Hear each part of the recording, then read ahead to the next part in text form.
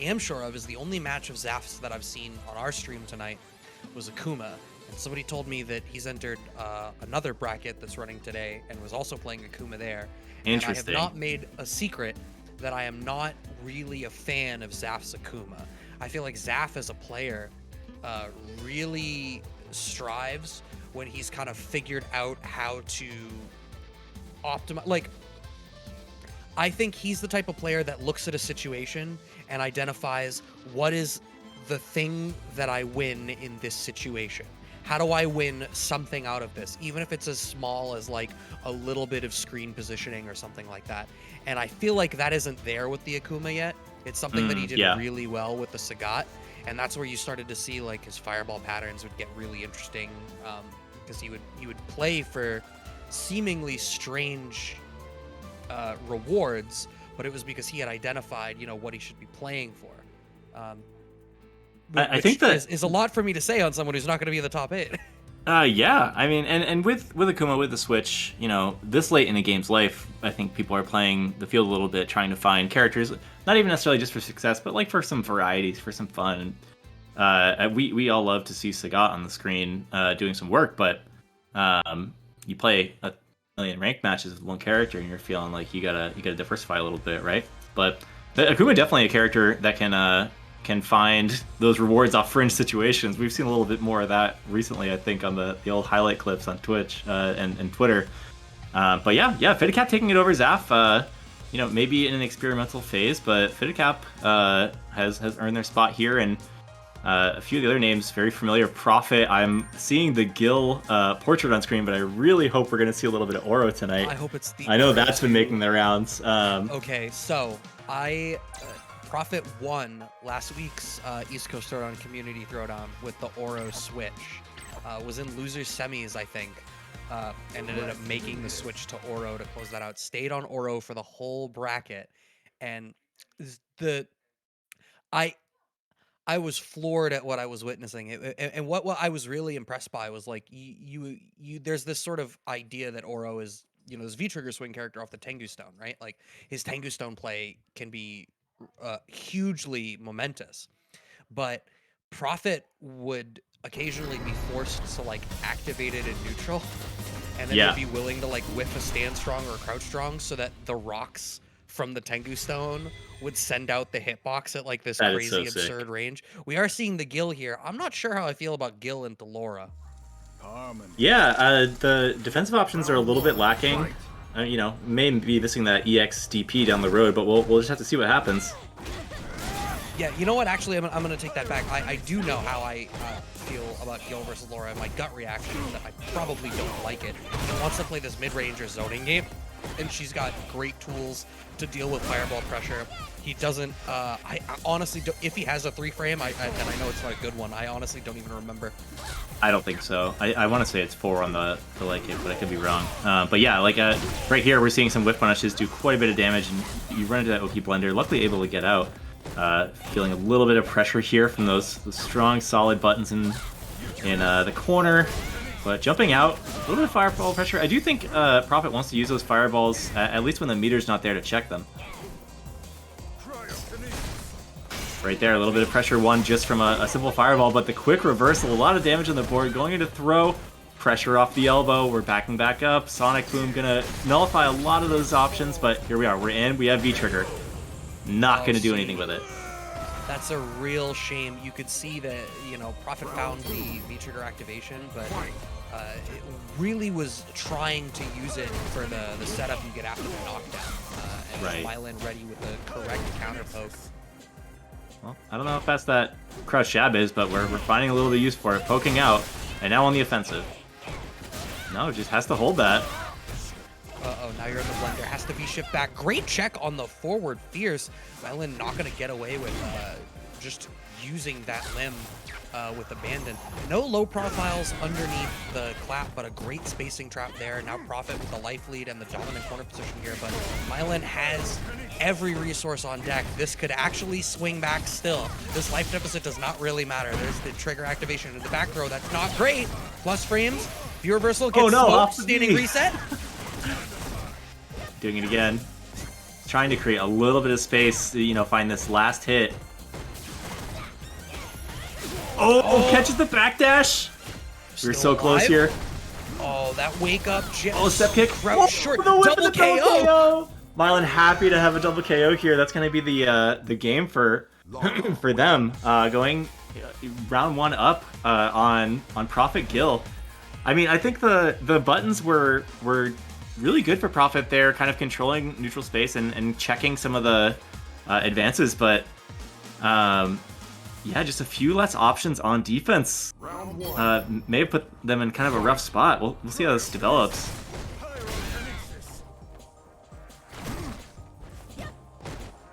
Careful neutral, but all right, quick knockdown. We have the corner again.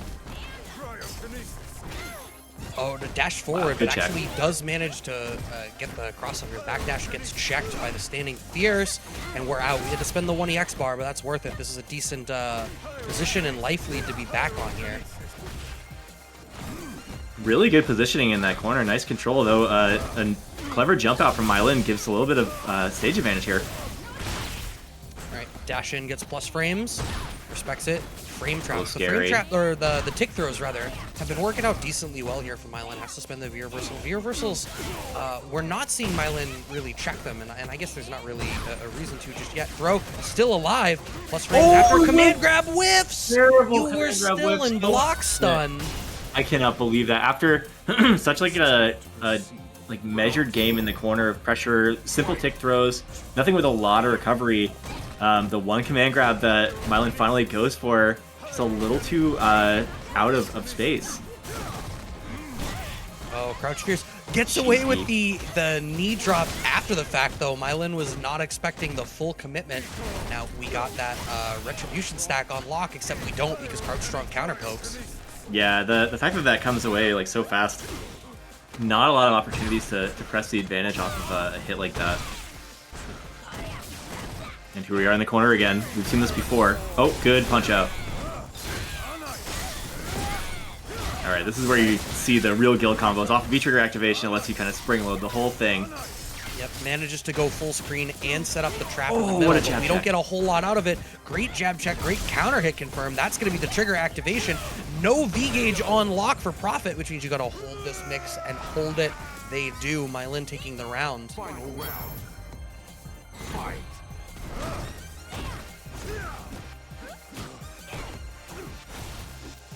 All right, now we're getting a little struggle buttons in neutral. Yeah, there's a lot of swinging with reckless abandon happening in that mid range right there. Nice. Oh, jab armors on through the regular clap. That's something Mailyn's been using a little bit to try to control the space on the screen. But that crouching fierce working out dividends here. Unafraid Yeah. to use an EX command grab. Those frames on elbow. Okay, we're back at it. V-trigger 2, 1, 2. Oh, in the cross through, but nope, not gonna hit. V reversals out. He shifts out. Like my terminology, you guys, I'm so rusty. See, I feel like that feels real bad. You use your V-trigger ice and it just trades with the regular clap and you don't get anything after the fact.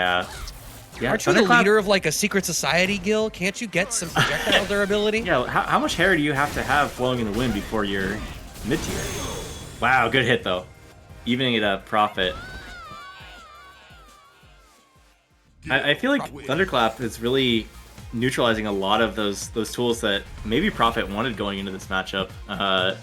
So earlier on, that check with the EX tackle was a really good way to sort of I don't know, like show that there's a solution to Thunderclap and maybe dissuade Mailyn from using it a little bit. Oh, okay, interesting. Going right to represent the anti-air fireball. Ooh, misses the anti-air there, just a little far out. Maybe expecting a button. Oh, scary backdash. Yeah, but Kind it of option worked you- out decently well. There has been a big representation of standing fierce out of Mailyn, though. I'm a little bit surprised that Prophet is not afraid to backdash. Must have felt very secure in the spacing. Yeah, it feels like the kind of option you have to take to maintain some sort of like control and neutral. All right, nice hit here. Gonna spend. Looking for setup, perhaps. Hasn't found Yeah. too much off of that particular option yet. Yeah, I Huge. remember that they changed it in this most recent season. I know the setup used to be stronger.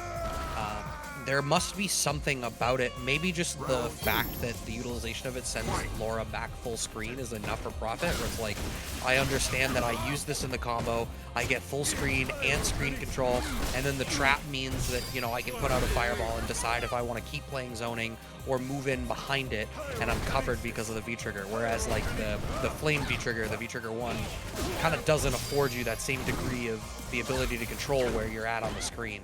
Yeah, it gives you minor pressure, but you know, even if it's just a little bit of time to breathe, Prophet may be valuing that pretty highly in this matchup, especially. It definitely can be overwhelming when Laura has the offense, but we're going into it. We're gonna get some damage on the board here. And Ice there we comes go. out Okay, and, ooh! good usage Next hit there. stun. No activation on that first fireball. Ooh, jumps out of the throw. Oh, and we find the freeze. I Huge combo think we're here, this dead. should Are do we it, dead yeah. meterless? We are dead meterless. This ice final round. Fight.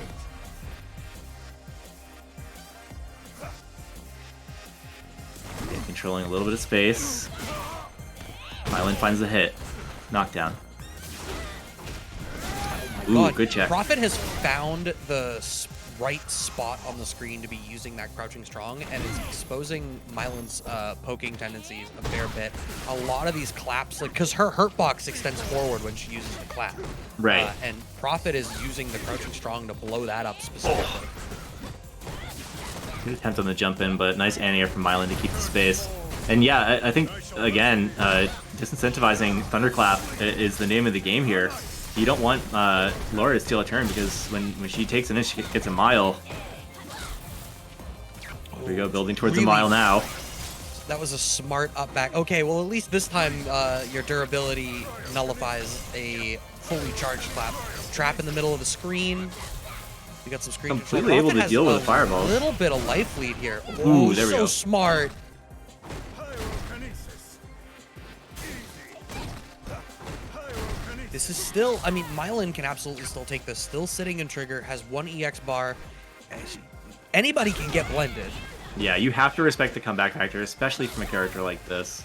You can tell, you know, Prophet does not smell blood, so to speak, like, is trying to stay out of this space, but again, we find ourselves in the corner. Got one V reversal, worth spending, gets the back throw, very nice. Wow. I mean, so I like the V shift there, obviously, with the time being what it was. You know, you only had to make one or two more like defensive decisions before timeout just became what happened, right? Yeah. So Prophet uses the V shift into like a delayed back throw tech that just happened to work out as a back throw, but I immediately think that was supposed to be a defensive check. Yeah, I mean, shaving seconds off the clock, covering your options. It feels a lot harder against a character like Laura, who has, you know, command throw, who has the fast button, some ways to make you really feel bad for making a defensive choice, but you have to make a choice. You can't just stand there. Defensive tech maybe covered some more options than something else may have, and yeah, you just need to wind down the clock a few more seconds. If you can spend that in some invincibility frames, I'd say it's worth it. All right. Prophet up 2-1. This is Casa rules. Whole top 8 is going to be first to 3. Harmony. And we're really rocking with the Gill all night. I feel like I saw a clip of Prophet playing online elsewhere tonight, rocking the Oro. So maybe it must be like a matchup choice. Maybe, yeah. I mean, I haven't seen too much Oro in this game outside of the, you know, the clip that reels. So I've only seen a lot of the Giant Tango, like, combos. I know that Oro maybe struggles a little bit in neutral compared to a character like this. Has some good zoning tools, but like you said earlier, Laura can, with meter and with some of her options, get right through that stuff. So I would think the reversal would be handy, but Prophet seems to be hanging pretty well with Gill here. Yeah, I mean, Prophet's been rocking the Gill. I mean, we've seen Prophet Gill no shortage of times. The wake up, crouch, jab, check. The slight light. Ooh, and the trade. Oh my So god, good. the trade combo Looking like Vanilla works Sagat out. here. Oh, you beat me to it. A man of culture as well, I see. I remember the old days. I got these scars. Oh, Man, that was hilarious. Could there be Prophet, more? We'll never know. Prophet, like, doing a desk cosplay right now with Yeah, some combo yeah. video stuff. Yeah, I feel like I should be hearing the lo-fi beats. Right? Where's the dolphin music? What's another trade? The jazz fusion. Yeah, right. Those clips that you don't have to buy rights for. I'm waiting. Is Prophet playing very passively defensively so far, which is smart, right? Like this is another one of those characters where you want to take the throw, but right now in the bad spot. Yeah, wake really up paying or for it in that round. Yeah, I was waiting. There was a blocked Coral kick at one point that I was like ready to go into a trigger activation or something. Although the de facto activation route for this trigger for Prophet has very much been Fireball into trigger. Yeah. Roller coaster kind of mounting here. Prophet is on full meter and maybe waiting for V-Trigger to come together, but spends half of it and looking at a full stun bar instead. All your meters are full. Stun, V-Trigger, CA, but your life, maybe the most important one, is empty. Huge round from Mailyn. That is, I mean, that's Laura players want one thing, and it's disgusting, and it's that. Well, no, they want two things, and that's one of them. Yeah, yeah. I mean, that was definitely the kind of round you're playing for when you're playing a snowball character. And Mailyn did it pretty like meticulously. It wasn't a lot of giant combos, not a lot of fierces, but those clean jab checks, you know, resetting, restanding, and just chipping away like 10-20% of the time. Yeah, a lot of it was just, I mean, Prophet was trying to walk back out of like throws rather than checking the low, and off a lot of it was really Mailyn getting in on the +2 off the light elbow, and then the round Prophet's looking for. Wow. Total alternative. Again, controlled in neutral. A lot of those pokes coming into play, getting bits and pieces of damage off of those individual callouts. Yeah, this is set point now for Prophet, looking to go up into the winners finals here. But Mailyn can definitely make it happen. We just watched it a moment ago. This is how it starts. All right, -2, nice crouch check. And we're out of the corner. The bar really important. Oh no. Prophet has been prioritizing those corner escapes this whole set, but a lot of damage on the board now, and great round again from Mailyn, evening it up. I think we're last round here.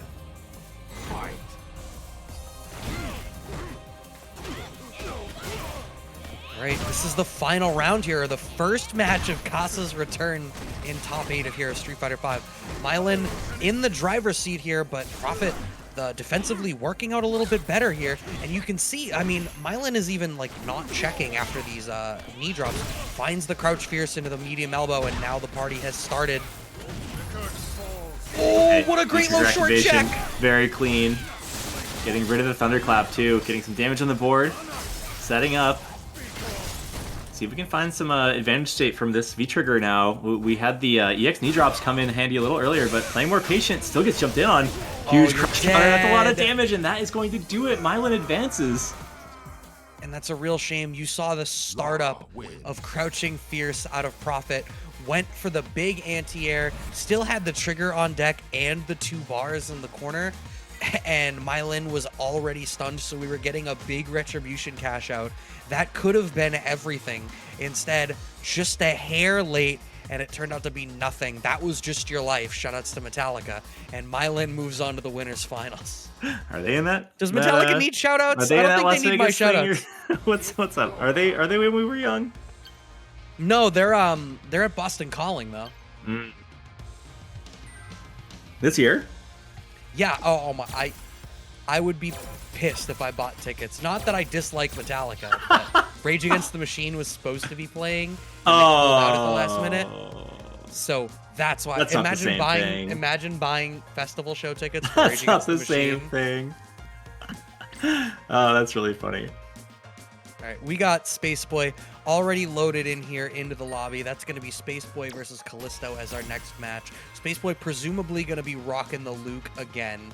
Meanwhile, Callisto on that Juri that we've been watching today, and it seems like a fair bit, at least in the earlier part of this bracket. I know there's a lot of discussion where it seemed like people maybe weren't as educated on what they should be doing about Juri than maybe they should be.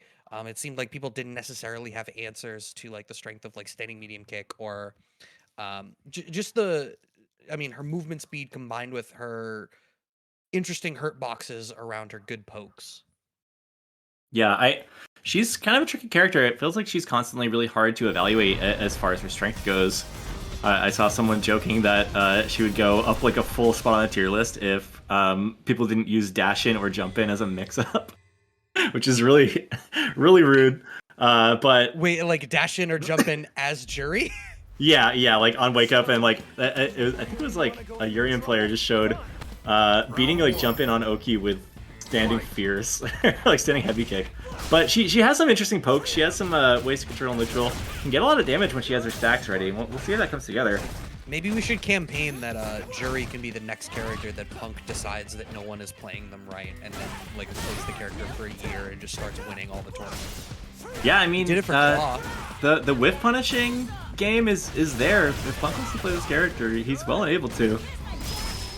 We don't got to talk about Punk right now. Instead, we got to talk about Callisto. SpaceBoy has the life lead and is ready with the DP anti-air into the throw after the fact. The young gun that is Luke taking this first round here. I think we got to talk about Luke. This character, you know, freshest to the game, and definitely a bit of a hot topic right now. People saying he's incredibly strong. Some people say he's like the best in the game. Clearly gets a lot of damage and stun off these confirms. Oh my word.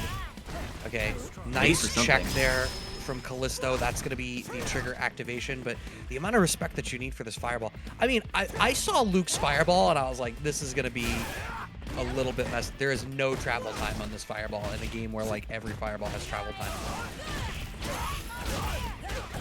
But you can still get jumped in on. Callisto wants to hang on to that CA for a bigger cash out. Yeah, I think a clean hit right now, if they could find it, would definitely do it, but no. Gonna get tagged. SpaceBoy going up one game. It looks like Callisto must have just gotten caught walking back. There was no counter hit or anything, so I think Callisto was just walking back out of an expectation of a throw mix-up. Did not quite happen that way, and SpaceBoy takes the first game. SpaceBoy was also in Community Throwdown last week. Prophet was the one that sent him home, as I recall it. But it was the strength of the Luke was on display there as well. I mean, these projectiles look like they're really tough to deal with, hitting really quickly. It's so intriguing, right? I feel like pre-Luke dropping, there was this consensus of like, yeah, you know what? This is like the most balanced version that it's ever been. This might be one of the most balanced Street Fighters. And then Luke sat for a little while. I don't know what happened in the last like week or two, but like I feel like a bunch of people just kind of went like, so Luke is a problem, right? And it all sort of hit the Twitterverse at the same time. Look at those Popeye arms. Maybe that'll do it. Wake up DP from SpaceBoy. That'll do it. Trigger on deck for both players. Hold this plus frame. Spins up the EX on the trigger activation. Ooh! Wow. Yeah, no, I don't know this character's creative, but that looks like -2 to me. What do you think? You know what? I know that Luke in the lore is like a fan of Guile and Nash. But I gotta tell you, I think there's just a little bit of Ken in there. Yeah, I think more than Luke may know. Good neutral there, finds a nice DP, and again, you are not jumping out the third time. No way. That was the first DP that SpaceBoy has missed on an anti-air, and it was entirely because Callisto actually jumped too far away. No, whiffs the DP punish. It doesn't matter. We get the crouch jab check after SpaceBoy up 2 quick games here. Spaghetti all over the walls of that round, but SpaceBoy had a lot of control, a lot of resource advantage there, huge life bar, and didn't necessarily need to punish that that DP as a do or die moment. All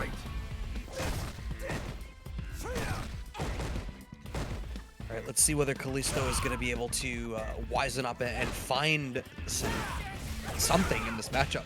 Okay. Oh my god. The charge on that punch seems like it's giving Callisto pause. Nice, smart adjustment on the neutral jump to bait the DP. Oh, really good pressure here too. Not scared of the EX reversal. There's one now. Maybe you should be scared of it. You saw that immediate crouch jab check after that back throw as well. SpaceBoy is so unafraid to do something defensively. When are we going to see another DP come out? Attack. My fireball's better. My fireball is still better. And what looked like a sort of a safe jump opportunity has a little sliver of life left. This is tough. I mean, Callisto, Nice okay, poke. doesn't even... I was about to say, Callisto has already demonstrated that they have the low forward confirmed and good spacing on the low forward poke, but you just need the standing medium kick to close that one out. Oh, I thought that was a confirm. No, the low just kind of tagged on maybe a walk back. Oh, okay. I don't know. It looked like they were both counter hits, so I think Callisto was trying to do something in between. Maybe turn in DP. Turn in DP seems to be the tone of this particular player matchup right now. Yeah, they are not afraid to find a reversal. Oh, look at this combo. Nope. Okay, we get a safe jump. Empty low. That was looking like an under night combo there for a second. Yeah, yeah. I thought I was going to see a full extension. Yep, SpaceBoy gets the combo extension here in the corner, saves the meter. I think tag. that might be a little bit greedy. You shouldn't have done it. Oh my god! They're listening to us. Calypso wants you to die with full bar. Your jab checks mean nothing here. If SpaceBoy had just cashed out in the corner, I mean, like, I get, you know, you had screen position, it was one touch for kill, you could have moved on to the next game, like, fully stocked and gotten something huge, but just finish your plate. I'm always a fan of finishing your plate.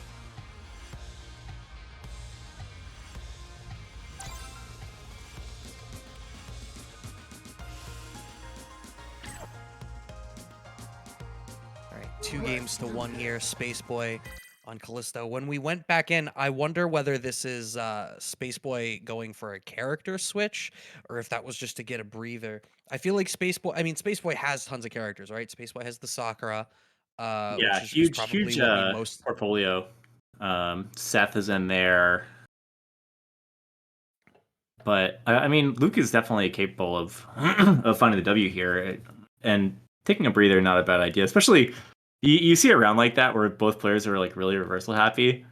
If that's not how... Like, I've been in a place where I've been convinced through myself or others to play, like, a little risky. Uh-huh. And taking the palate cleanse moment is a really good way to, like, kind of reset a little bit and say, like, okay, like, you know, maybe I want to slow this down. Like, my reversals are not coming in where I need them to.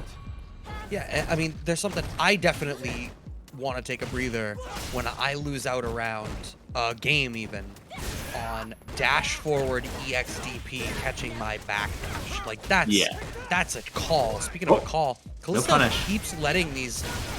The tendency towards DP. Oh my god, there's so much disrespect happening. There's a lot. I'm just saying, it's hard to evaluate how uppercuts. good this character is when the walk-up DP option is being, you know, utilized a little more frequently.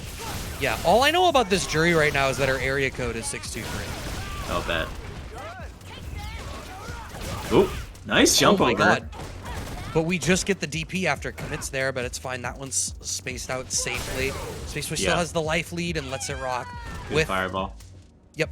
And we are back on set point here for SpaceBoy. It is just a question of whether he will finish the plate.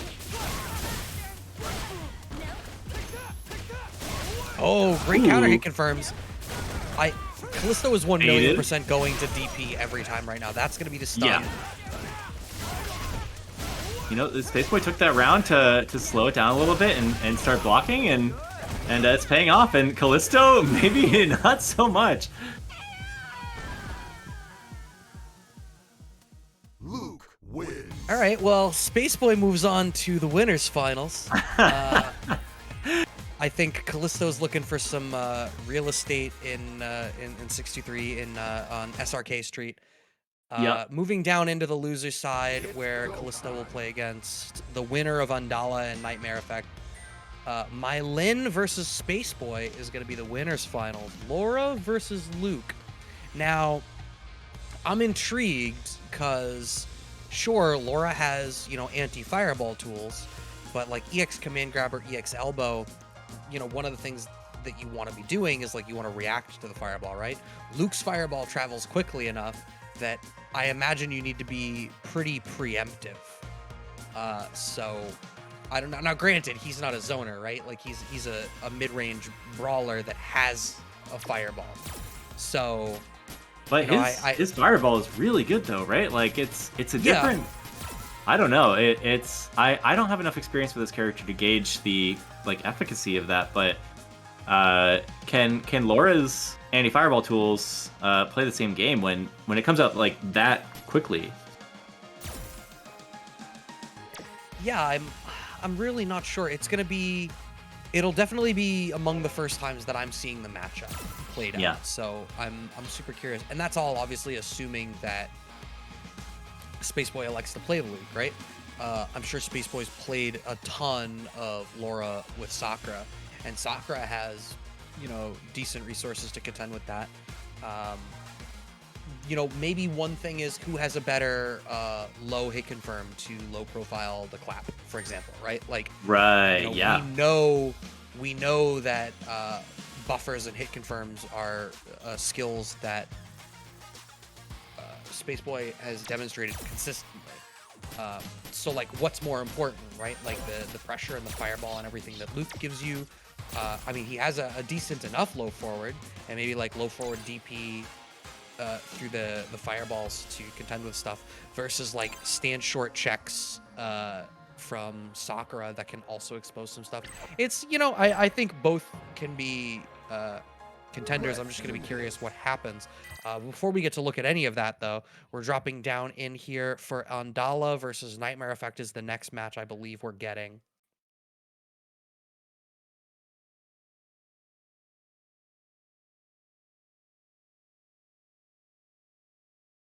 Yep, it is Nightmare Effect versus HARDMAN as it's showing up on the stream here. HARDMAN. I love this name. That's very, I'm it's also really very excited Mega to Man see. 2. Yeah, exactly. You think if Andalaa loses, maybe they'll burst in a bunch of little circles. But I don't know if I expect that. I haven't seen a lot of these players for some time now, but I've always loved watching HARDMAN play Colin, a character who I think is really well regarded still in the metagame.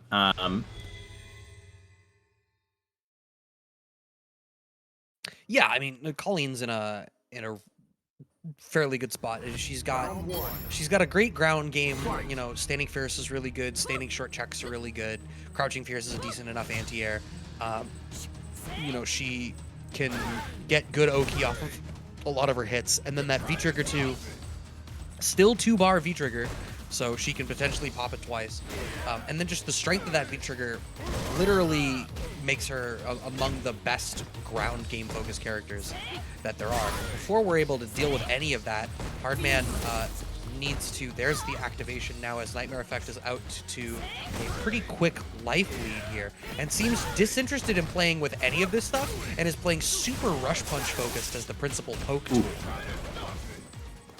Yeah, it's paying off so far. A lot of chip damage, even if they're not going to truly land. And it's allowed Nightmare Effect to keep a really comfortable spacing pretty much the whole match. Nice. Round 2. Fight. All right. Oh, okay. I just realized it's trigger 1 skill 2 loadout here for Nightmare Effect, which I'm a real fan of this loadout. I remember we were seeing a lot more of this loadout when this season first dropped. But I thought it was a great loadout in the fact that it lets Bison or Boxer. Wow, it lets Boxer. You got the really Japanese version, Brad. Right? It lets Boxer really control the way in which he builds V-trigger gauge. It lets him build it very what actively. an answer. See? Huge Now, anti-air. if he had wanted to, he could have just paid off another V-skill store there, and it cycles back into itself. Yeah, I mean, you're not really looking for a lot of things with Sway against this character either. You don't need to worry about the anti-fireball game. And V-Skill too, just a huge pressure tool with a run-up counter. We might have some CFN stuff going on between the DP monstrosities and this run-up counter. I think people are playing a certain kind of way. I have seen murmurs on Twitter of CFN being a little bit suspect today. Maybe that's part of what we're seeing. It looks like we're going back to the lobby here.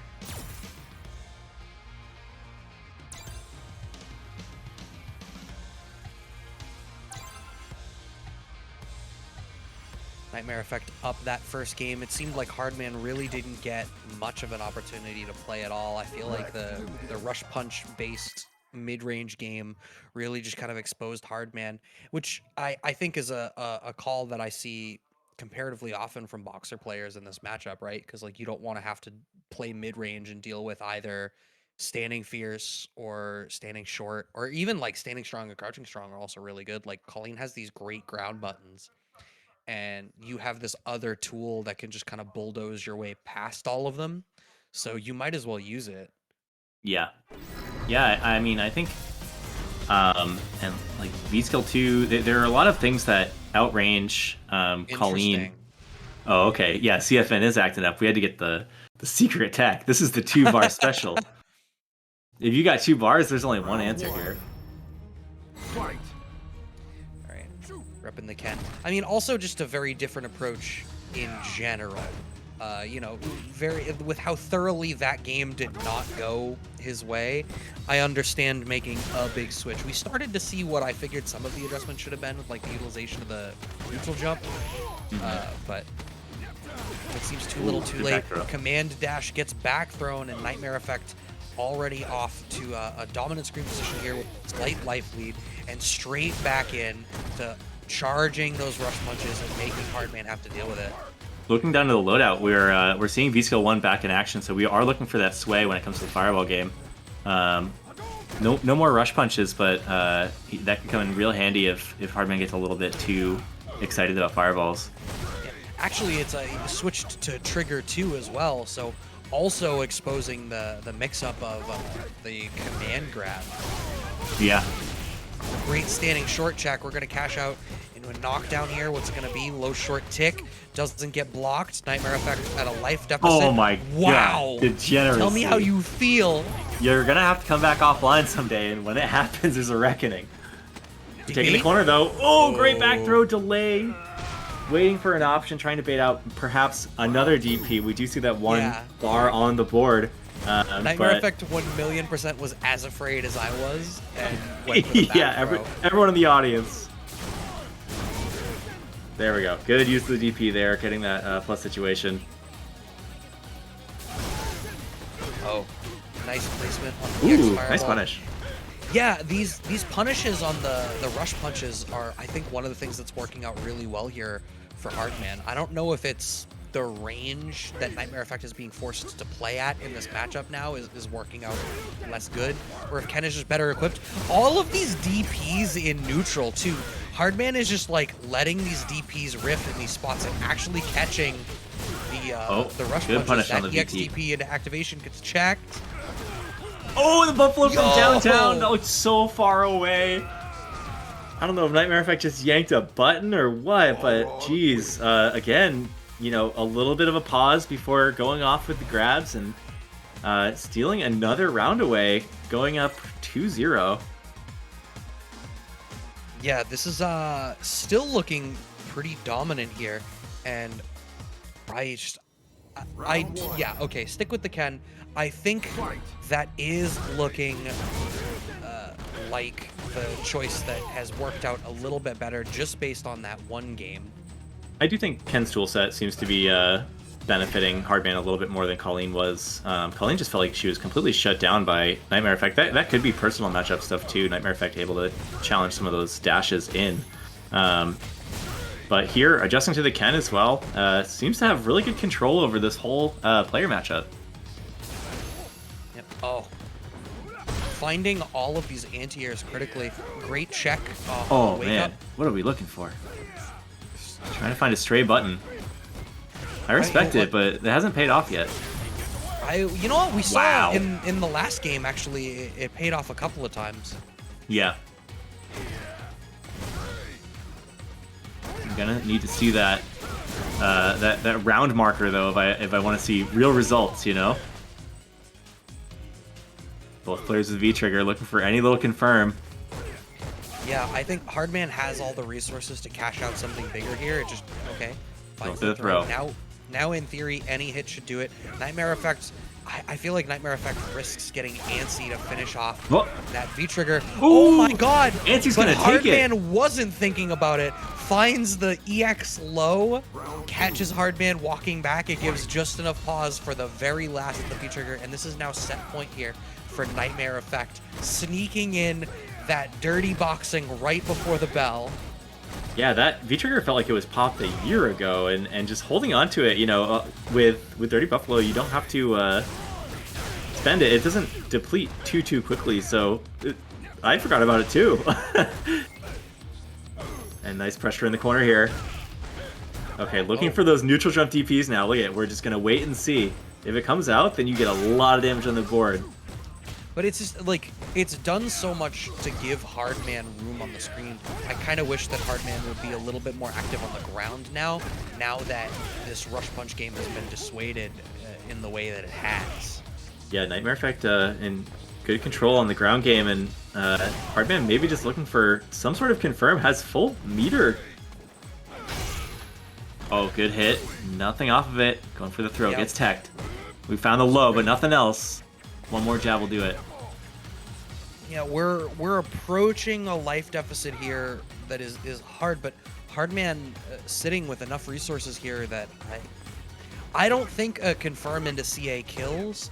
It gets close, but Yeah, it Nightmare would have Effect to be isn't a going to really take a big big one. risk. 20 seconds left on the clock. Wow. Nice. Yeah, I think it became pretty clear that Nightmare Effect wasn't going to do anything. Probably even would have been willing to eat like a dash-in throw. Was just waiting to react to something to knock HARDMAN out, and knock HARDMAN out. They do. Top 5 get. It's go time. That's a Mega Man reference. I'm gonna Top pretend 5 that get? tracked.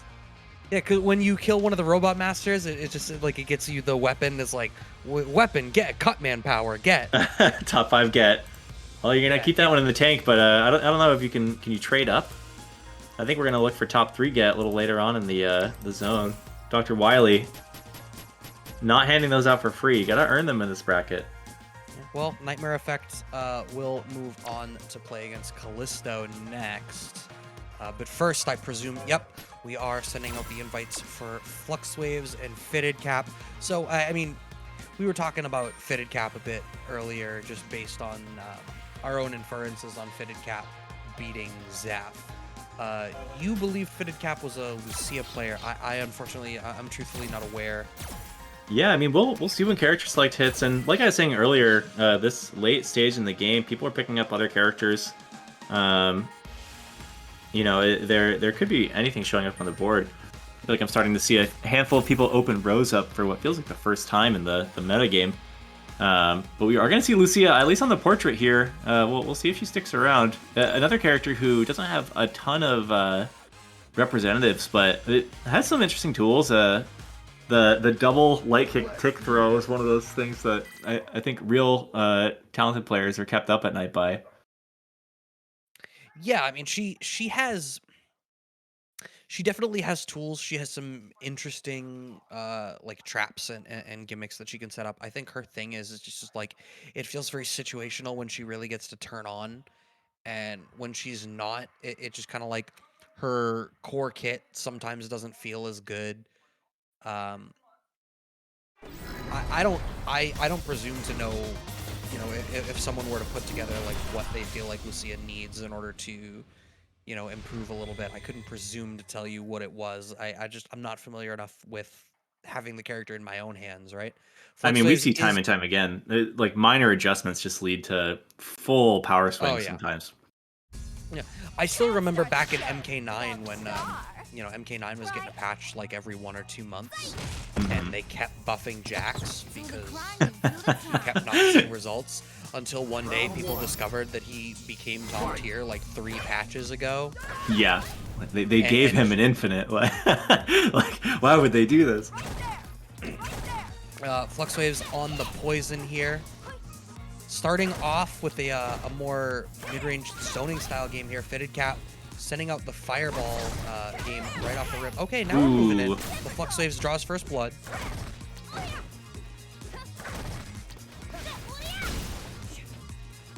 Yeah, Fitted looking for a clear in here. Finds the jump in, actually lands it too. Nice cross up. We are in the corner. Yeah, look at that. That's the nerf. That's the nerf that Poison players don't want you to know about. Great crouching jab check. The back throw here, that is just shy of stuns. FluxWavez spends the bar and extends. We got the low short, or the low forward activation now. Saving the Molotovs for a bigger damaging confirm. Catches the back dash. Does Fitted Cap? Ooh, they knew. Set that fireball up for you to fall right into. Fight.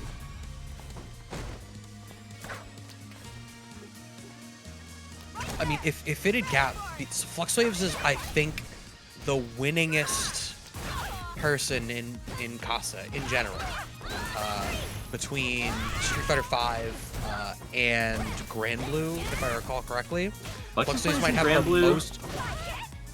Yeah, I think, and you know, the characters, definitely someone who's played a lot of games, played a lot of characters. And just in general on the like online circuit of the last couple of years has been putting in the work. For someone to play Poison and Mika, I mean, you know, you see IDOM in a very similar space with Laura and Poison, but they have very different playstyles, and it really shows a sort of understanding of the different archetypes in this game. Oh, Slide finds the counter hit after. Ooh, good throw. Good low forward. I think this kills. I think so too. Fitted Cap keeps finding these critical low forwards to blow up FluxWavez for trying to get cheeky in Fitted Cap's range. And the first game goes to Fitted Cap. And the reason that I brought up FluxWavez pedigree was mostly to highlight how huge it would be for Fitted Cap to take that dub. Because FluxWavez in a lot of these brackets is always a favorite to make it deep, right? Yeah, I would not be surprised to see FluxWavez on the medaled list by the end of this. But, you know, I mean, earlier we're talking about Fitted Cap, and I'm... how many Lucia players do you know? Like, I think I can think of 2. I think Voltupak plays her. Okay, I was thinking Severin. Dom player.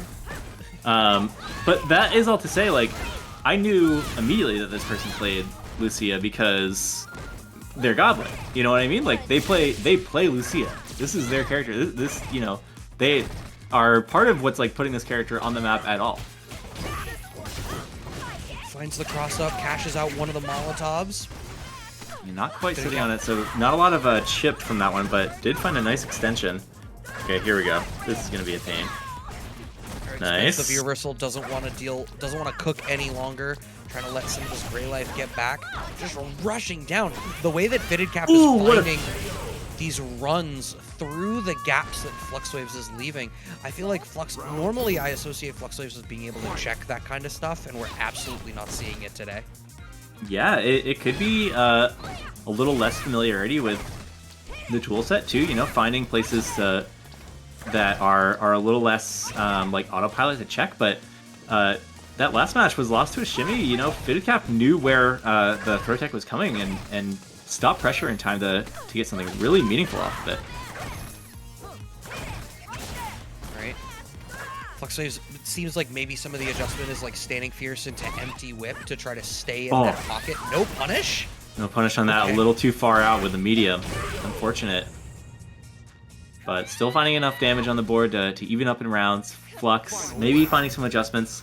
You know, really, honestly, this is all about the proactive playstyle. It's about winning with Poison, not losing against Lucia. You know what I mean? Like, yeah.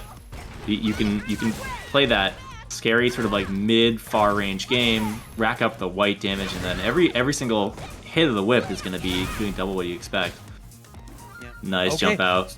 Yeah, that's a big adjustment because the crouching strong has not been working. Fitted Cap has been good at placing the jumps in such a way that the low strong is not functioning as an anti-air. So FluxWavez making the adjustment. Ooh, and finds the empty low. Jump low forward from that far away into the overhead, right back into the throw. Tell me how you're feeling, Fitted Cap. Nasty. Fitted knew that the anti-air was not coming out there.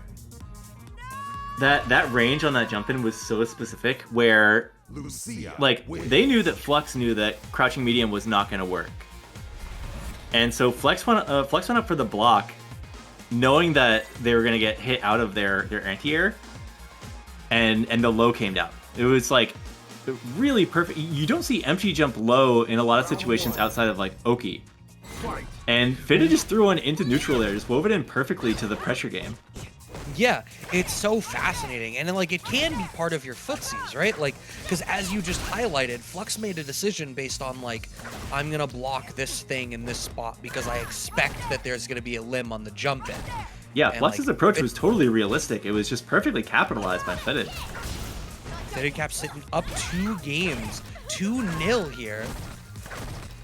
Oh, no punish there either. The sweep getting blocked, but not really getting compensated. You know what else is interesting is these crouching fierces from FluxWavez are trading with the fireball activation. Yeah. Because I guess the hitbox of the kick starts early enough, right? Because it's not just like she sends the fireball, right? She has to kick it up, and that's been a little bit interesting. It's something that I find Nice Poison shimmy. as FluxWavez wins the round on the shimmy. I find Poison can struggle a little bit in matchups where she can't just bypass the fireball freely with like standing fierce and crouching fierce. Like Cody, for example, like Cody EX Tornado completely nullifies that mid range because she gets knocked down off the trade. Right. And finding some advantage on those trades, I mean, that has traded so well for so long. Dash forward, but blocks. no anti-air, didn't have the opportunity to do it. The reversal FluxWavez pushes Fitted Cap into the corner. Good throw. Building a little bit of space here, and huge low, gonna get a bunch of damage.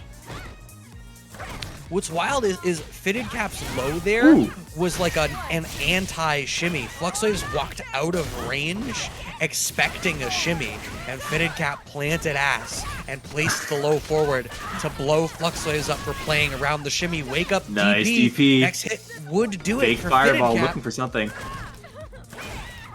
Oh, big hit. One more will do it, and we're looking at a potential chip kill too if we can find the damage to set it up. Yeah, I think you certainly want to if you're FluxWavez. Here's the problem: is Fitted Cap is now just throwing these fireballs, and as we've already highlighted, the fireball. Oh my God! Jump in So alive close. by a hair. Wow! What a clutch crouching medium. It was really do or die there. Any sort of block stun was going to put you in a game point, and perfect tag out. We're going to even it up in rounds, and Flux now spending that whole meter saying, well, I don't need this anymore. Chip kill is not on the menu quite yet. We're looking at the corner.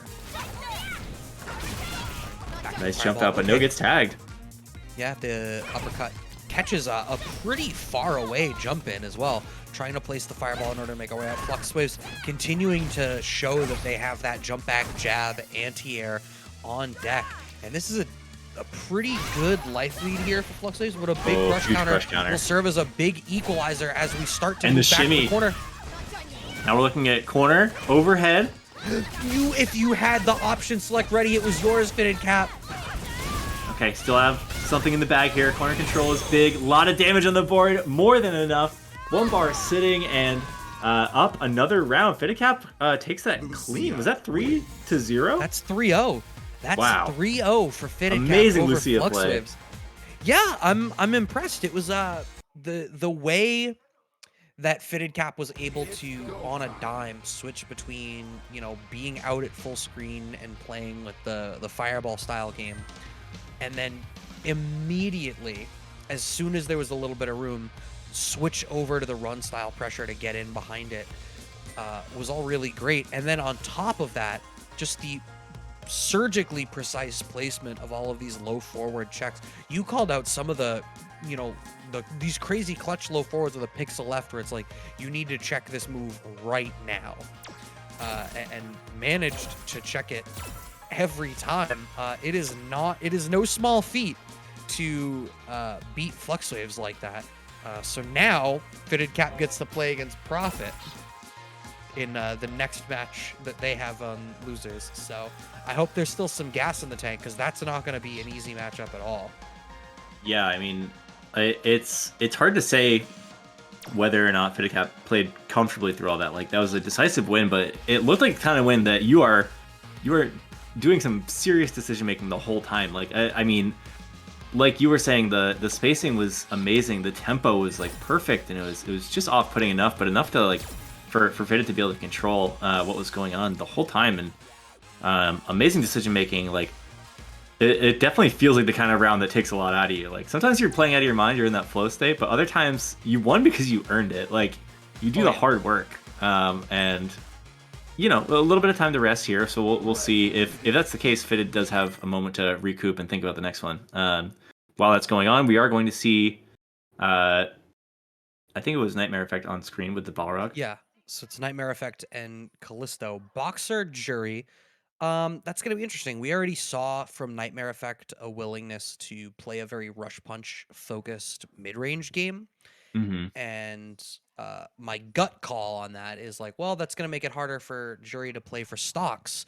But Callisto seemed very willing to just rely on their own offense and try to earn stocks rather than, you know, do what some juries would do, which is just to, you know, hope in neutral that they could do it. Or, Oh yeah, or this is the tech. Luke. So we're going to have a good old-fashioned boxing match in this corner. From Street Fighter 6, Callisto on Luke. Meanwhile, Nightmare Effect. So I've been told.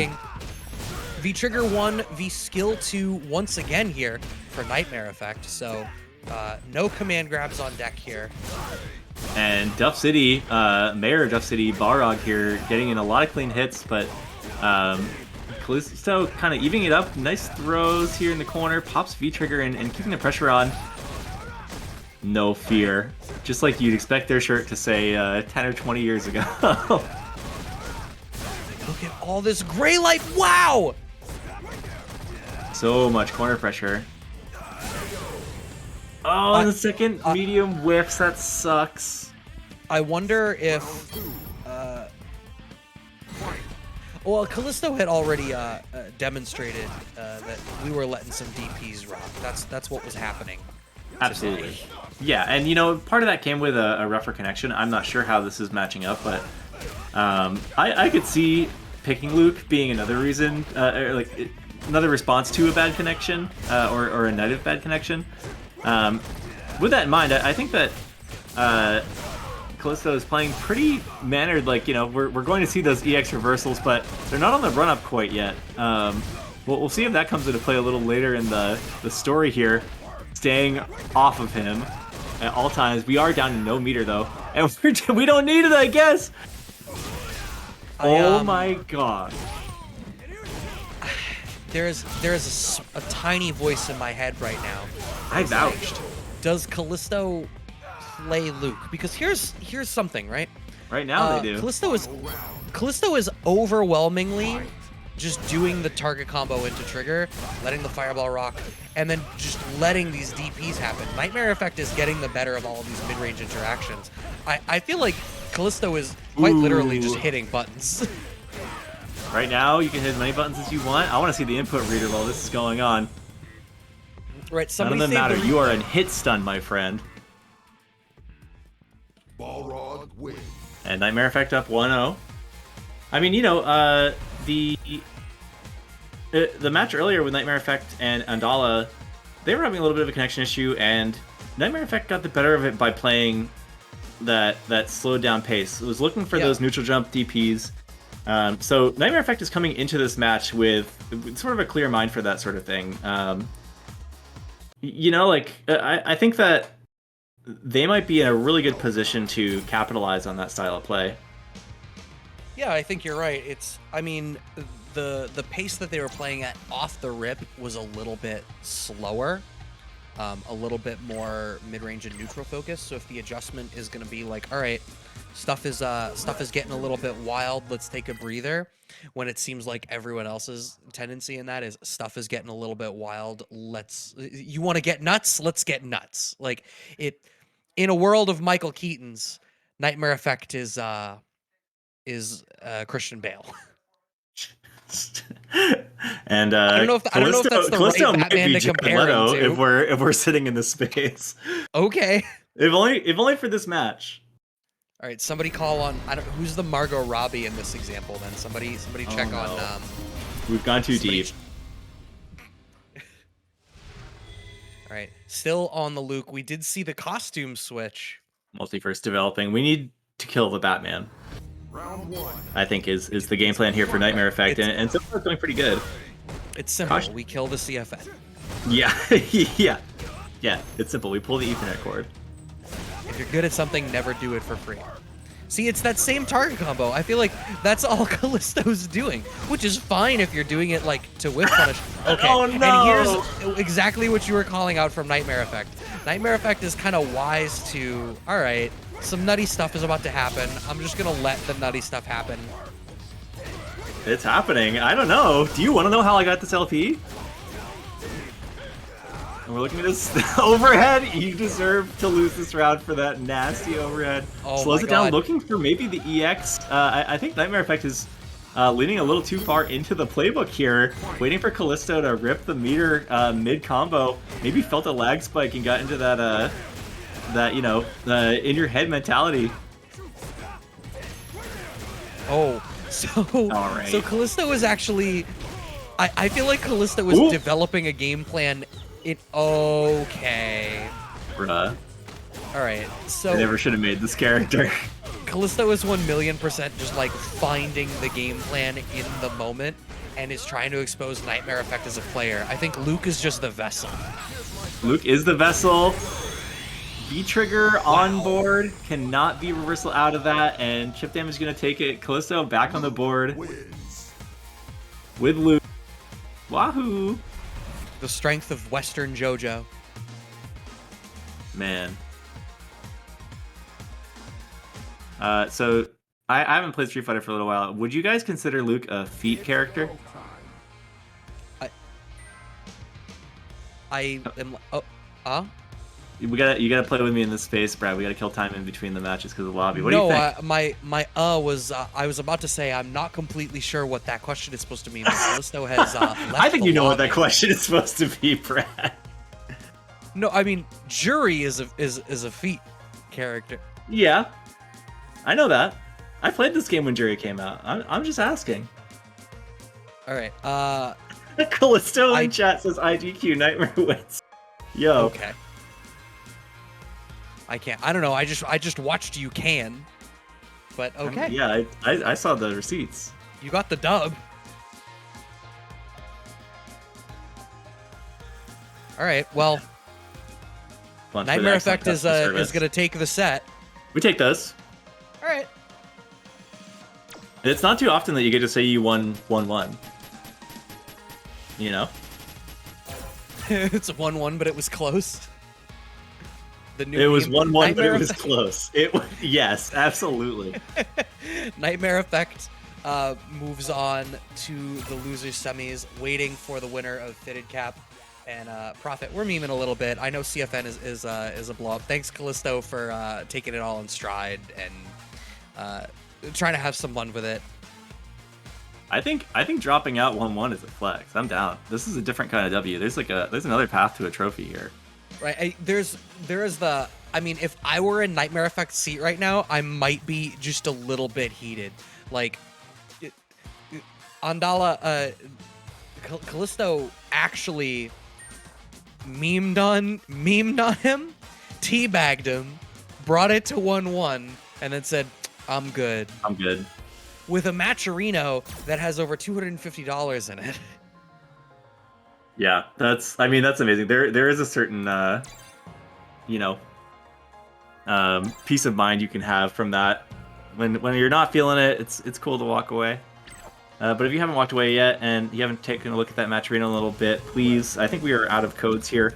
Are That being said, you are very able to smash those quest buttons. You can smash the bot that absolutely does not work in this channel. But if you go to matcherino.com, if you go to the tweets, you can find your ways in there. If you want to throw a couple bucks into the mix, get that pot even higher up. 250 is pretty nice for our return back into the space. The quest add-on, a few extra bucks to that. If you want to throw some of your own money in, we can push that prize pool even higher. Yeah, Bunch did put Bunch had promised an advance for $100 of his own money when the games ran out of codes, which did happen for both Strive and Street Fighter. and Laz Santos met Bunch's contribution and matched it. So that's 200 in both pots from people, from Bunch investing in his own community and other people trying to support that as well, which we all very much appreciate. Everybody showing some love as we get back here in the final match before we get to our top 4 here, Prophet and Fitted Cap. It'll be interesting. It's a very different matchup than we've seen either of these players face earlier. Gill falling to Laura in a hyper-aggressive match. I guess that may be a little closer to home. But, you know, Poison, very, very different from Gill. And Fitted Cap seeming pretty comfortable with it. Right. It's the trigger to, again, we send full screen and we set up the trap. Ooh, we do go we're in looking behind for it. there. Yeah, I mean, whatever Fitted Cap was looking for, did not find it. Sorry, you needed a size 11. The store only serves sizes 10 and 12. Yeah, you're not quite going to get that fit, but fits that standing forward in to blow Prophet up for trying to take that last bit of screen real estate, closing out that round. Prophet sitting on meter, may not have the round, but has the tools to take the next one. And Fitted spending a little early, getting checked by the fireball. We are looking at this neutral space that Prophet does very well in, getting a little bit of frame advantage off the fireball, electing for a throw, keeping the corner. And the jump out gonna work, but not without a little fight.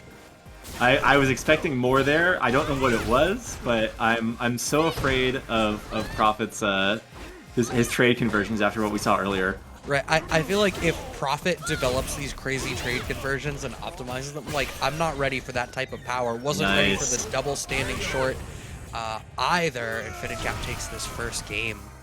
Yeah, unique button. I was talking earlier about how not only do those link, as a button that kind of looks like it would be your long poke that you take a little bit of frame disadvantage for if it gets blocked. Not only do they link, but they also set up a tick throw. And you can tick throw off of the second one without moving. So that's like close stand light kick twice into throw is clean. Very bizarre. That's super rare in this game. I don't know if I know Cammy used to have something similar. I don't know if she still does. I mean, even if she does, I feel like, you know, Cammy can kind of do it, but her walk speed is so good that, like, if she micro walks in between, like, you don't even really notice. Right. Okay, fishing with that medium kick and finds a punch instead. Taking that turn with a jump in, but not finding any real damage off of it. And Prophet turning momentum, but right back at you. Fitted Cap is going on the assault. Oh, the low catches. Prophet has trigger on deck. Both have trigger on deck, actually, but Prophet wants to wait for the appropriate activation point. We see those low short checks, maybe throwing out these pokes to try to catch Fitted Cap. We got loops. The pseudo throw loops. There's the activation. Oh, no! DP gets blocked. That's gonna kill. You should be dead off of this combo. Oh, you're absolutely dead off of this combo. You didn't even need the V trigger.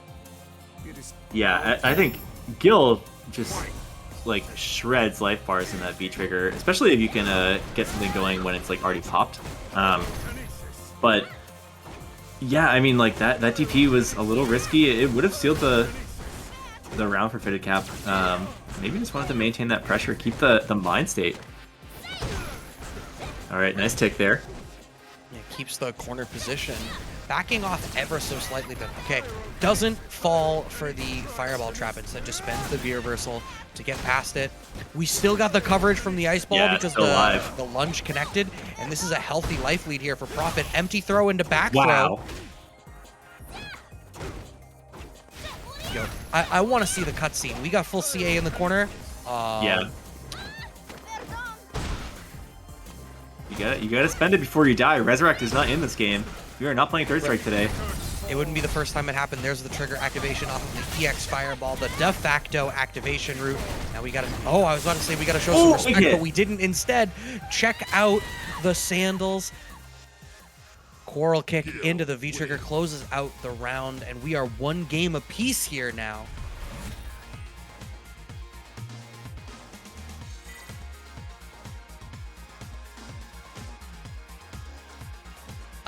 I'm wondering what it is that I feel like Fitted Cap is going to need to do. I think one of the things is Prophet is getting away a lot with just covering their approach full screen behind fireballs, and I feel like Fitted Cap is getting a little bit itchy on the trigger and letting something rip that's getting them blown up. Yeah, those slow fireballs are definitely creating a lot of space for Prophet, and you don't want to risk the jump over since we've seen what Crouching Fears can lead to. But a lot of frame vision off those, and Prophet definitely has the mindset, the set play coming from those fireballs. Even there, you know, using the second hit to take that space back, really clever, but risking a handful of pokes. Okay, activation. Yep, gonna be big retribution damage here.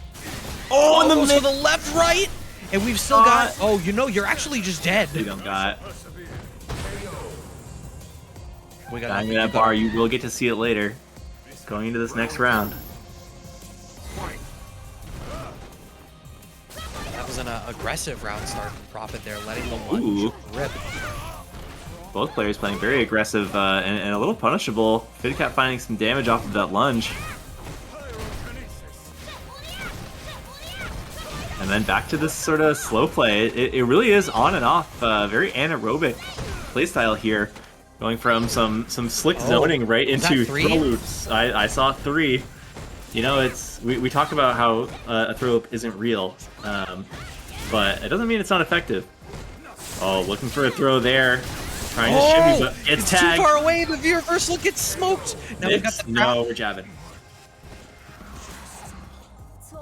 Final round. I'm impressed at the presence of mind to jab there, because I would have been very afraid of like what's about to happen. Oh, the parry! So rarely seen, but the parry comes out to play here and gives Prophet it does exist. Big advantage right now. Great jump out. Not committing to any buttons, not trying to get anti-aired. Just really wanting to get out of that corner and slowly getting tucked back into it, but yeah, Prophet agreed about how much it sucked to be in the corner and spent 1 EX bar, outbid Fitted Cap for who gets to be mid-screen. Oh, the V-trigger activation still gets smoked by the V-reversal. The throw catches it. Look at that spot on the wall. That's where I'm leaving you. 2 games up to 1 here. Prophet on Fitted Cap. Was checking out the fit. That's what the hand was. Be like, how fitted is it? Yeah. Yep. Couldn't wrench it off of there. Going up 2-1, I mean, like, yeah, the fireball game is definitely playing heavily into Prophet's advantage. And getting some clean trades, so you're getting a lot of momentum off of the air-to-air at the end.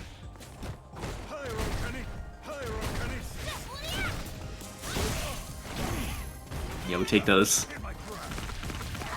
Standing short. Yeah, that thing just won't come off. Fitted Cap keeps getting smoked by this throw game. I feel like Prophet may have sort of found that there's this willingness to take the throw that Prophet is sort of capitalizing on. Nice jump low in on the overhead. Time. Wow, and the jab out of the hit overhead. That is gutsy. Oh, waits a little bit, was ready for the crouching jab check that Fitted Cap had already demonstrated. Is that a punish? No. Just unexpected. We're still alive. It's 1 more check. Back throw would have killed. Yo. Oh, has the option select this time. Ready after the regular grab gets up backed out of. And Fitted Cap staves off set point here for Prophet. Big jump in off the slow fireball as well.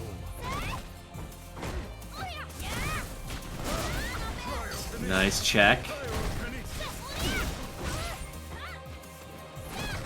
I mean, what has changed against for Fitted Cap? Some clever reads on the pressure, finding empty jump lows and this huge jump, but left, right, I think it's same side, V shift.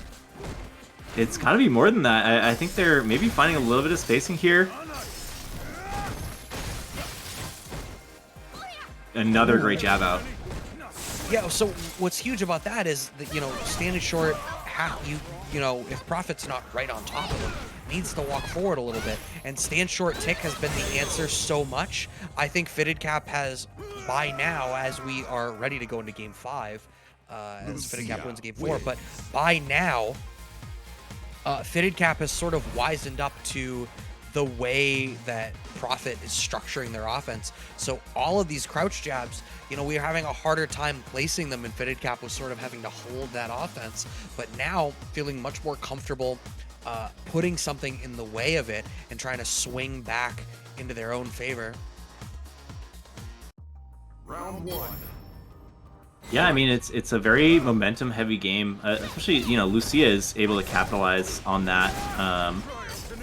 Gill can get there when V-Trigger is locked, but it feels like sometimes, maybe it's just how Prophet wants to play, but Prophet really wants to lean into the slow play, the grindy, like, you know, fireball game, throw game, and get that damage one bit at a time. Not taking any huge risks, but it's paying off in dividends right now. Yeah, I mean, look at the difference, right? Prophet kept the offense tighter. Stand short, you know, not trying to go for the throw quite as much. Just keeping no stuff loops. tighter. Wow. And we're out of the corner. Fear reversal. Oh, doesn't want to deal with any of that mid-range stuff. I will spend the my bar, god, just the get throw past it. bait. Oh, the fireball Fireball's bounces. You alive. weren't ready. But we have trigger on deck. Has to activate. Send them back to mid-screen. Fitted Cap just going to back Wow, off. what a trade. Fireball trade a little bit too far away for the juggle.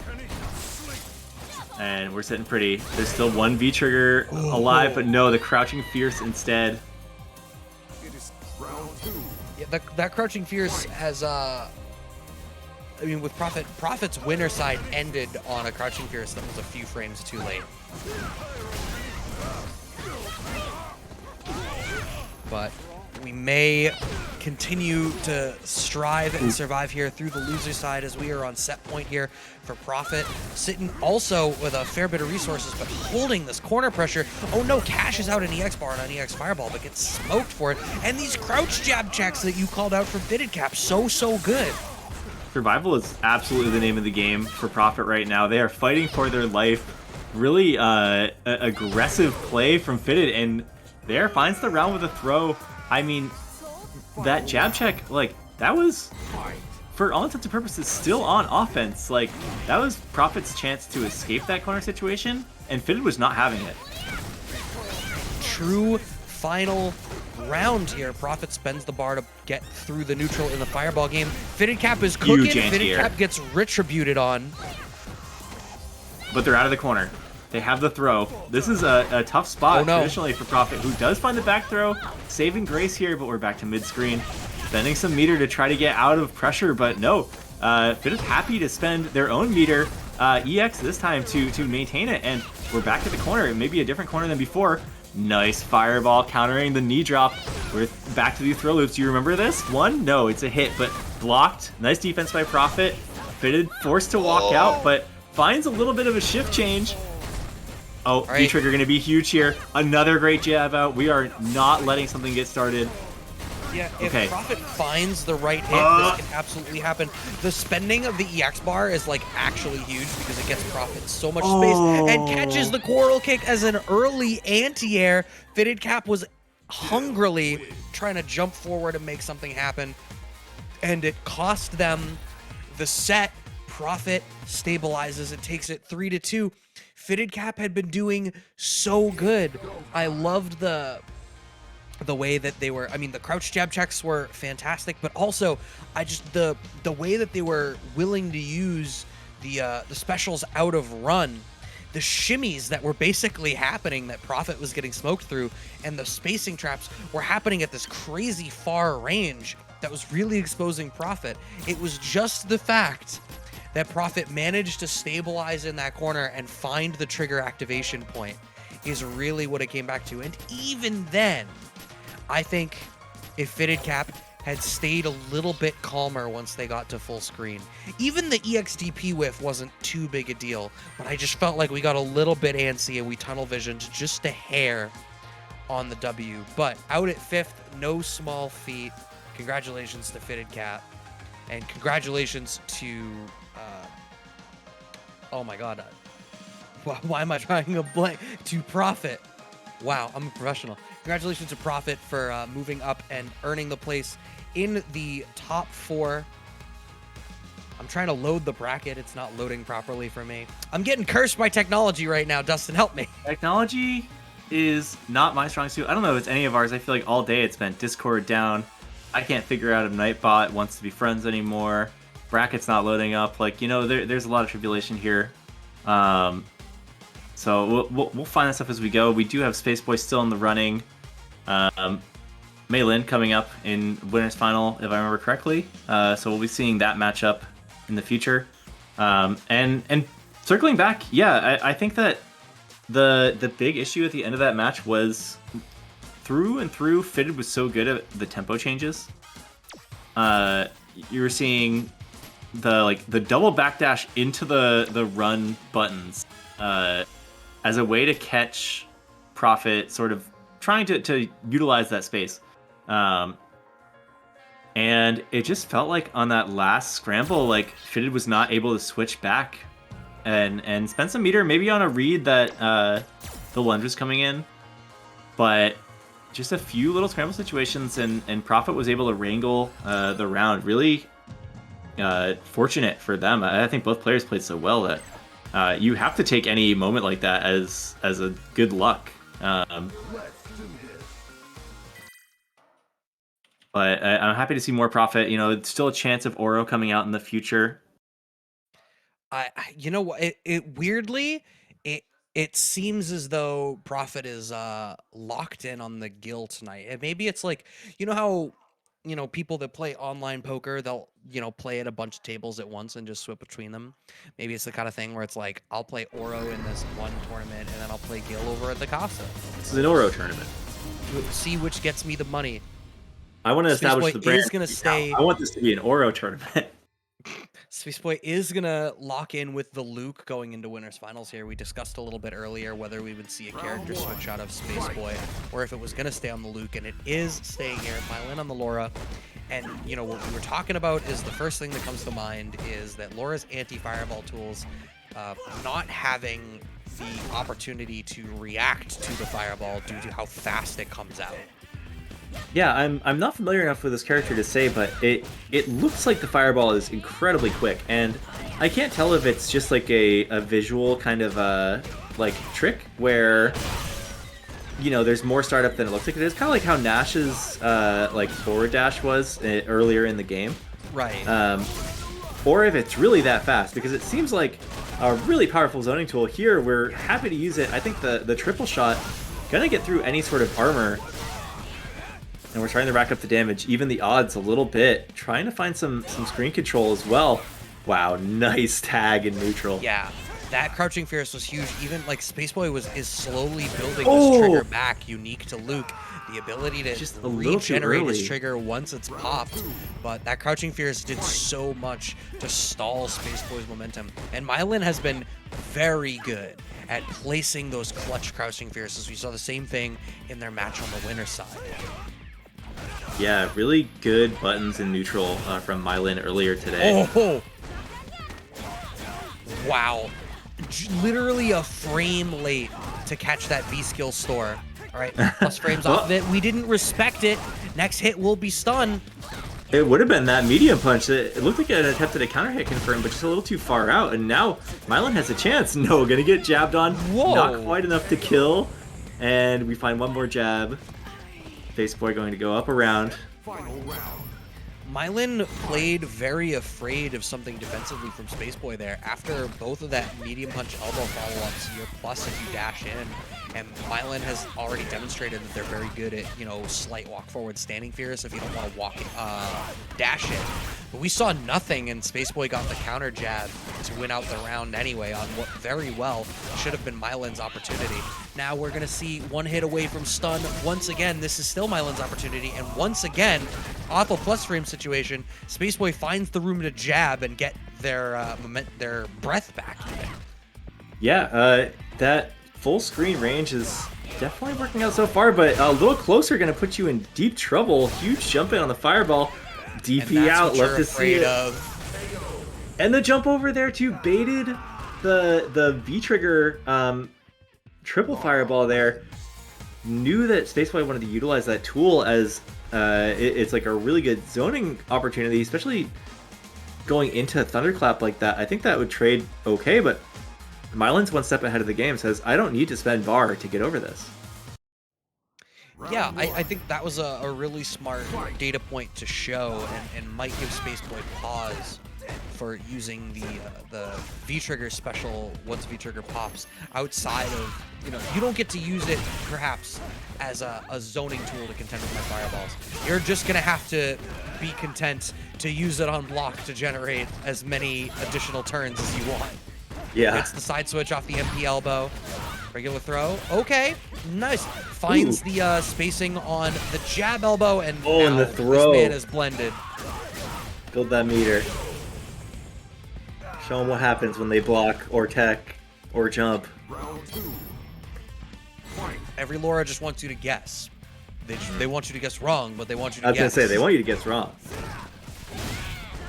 All right. Okay. Oh, that trade works out great for SpaceBoy. A little bit more life, but even more importantly, gets much more screen carry out of it. Nice cross-cut DP there. The standing medium kick with punishes. Goes in for the hip How and can anyone gets hate on clapped. this character? Luke seems so good. Do you remember when they first showed Luke and everyone was like, who the hell is Luke? I'm more sold the more I watch the character in game, but I gotta tell you, man, I don't know. I was thinking Casa might be a Sakura tournament. if I get to make the rules. Oh, so smart! The bait on the V-shift uses the right fireball. V-shift. Wow, we are just block. waiting. Mailyn is waiting. No! Oh. What? That hurt my very being. I don't know what Mailyn was looking for. Maybe expecting a little bit was defensive looking play. for down back, or would have caught a jump out attempt either. I get it. It's just I don't have the constitution as a person to just do Laura overhead. Yeah. That's why I don't play the character anymore. I understand that you need to do it sometimes, but it feels really bad, so I don't want to. The like shimmy wheel kick is like a very high level textbook thing you have to do, right? Oh, there's a wheel kick of their own. Is that an overhead too? I have not seen that button quite yet.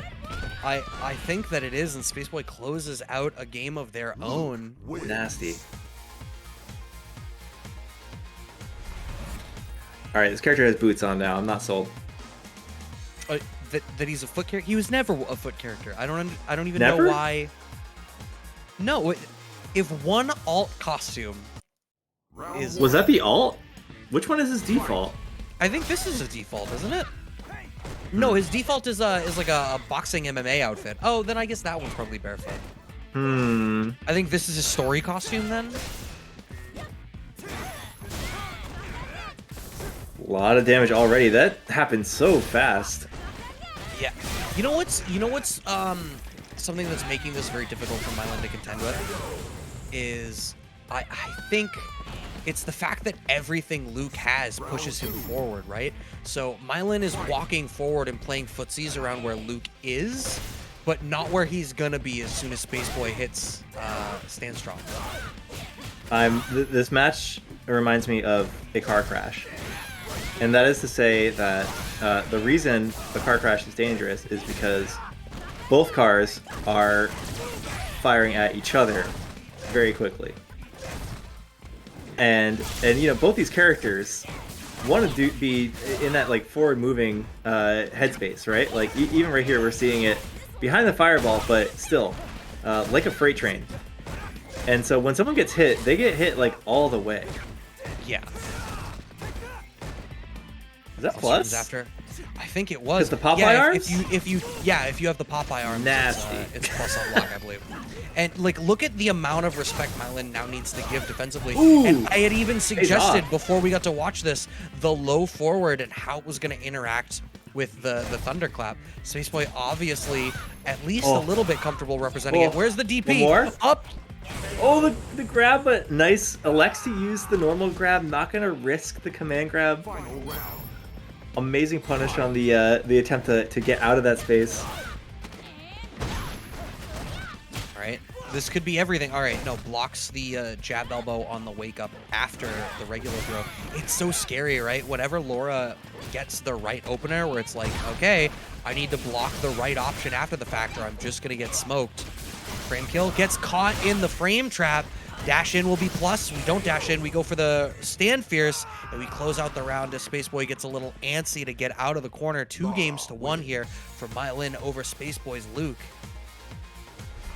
I mean, that last round was just it was like a head-on collision. Like it's the amount of damage done in that corner. It all happened so quickly, and with Laura, you kind of begin to expect that, but we've seen time and time again other rounds.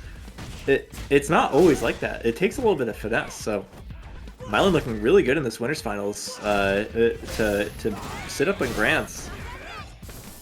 And it's more of that, like, just the fact that where you're worried about limbs versus the fireball is so misleading, right? Oh, the wind up on because that. you got the chance to charge it. The wind up and the pitch, low forward, like almost trip guards the jump in attempt. But now you're in the blender. This could be everything.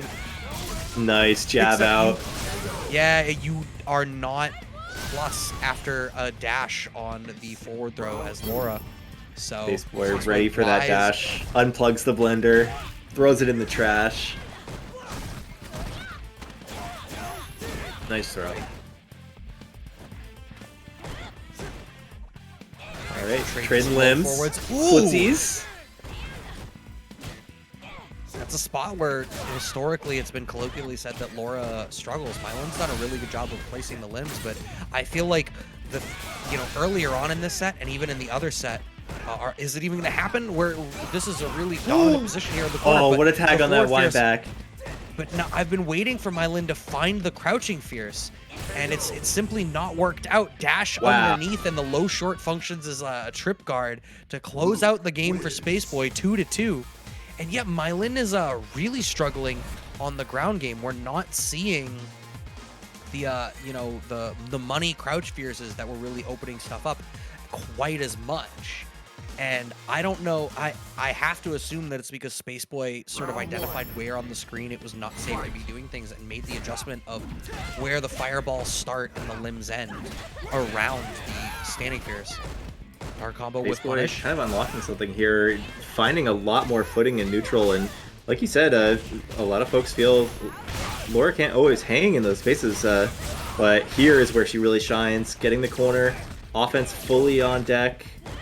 SpaceBoy spending that whole V meter, just get me out of here, please. But no, Mailyn going to maintain control. Nice backdash, keeping the jump range. Forces SpaceBoy to use every tool in the defensive playbook, and none of them work. Mailyn going up into match point here. Yeah, the only tool that SpaceBoy did not use was block, but who wants to block against Laura? No. Set point for Mailyn.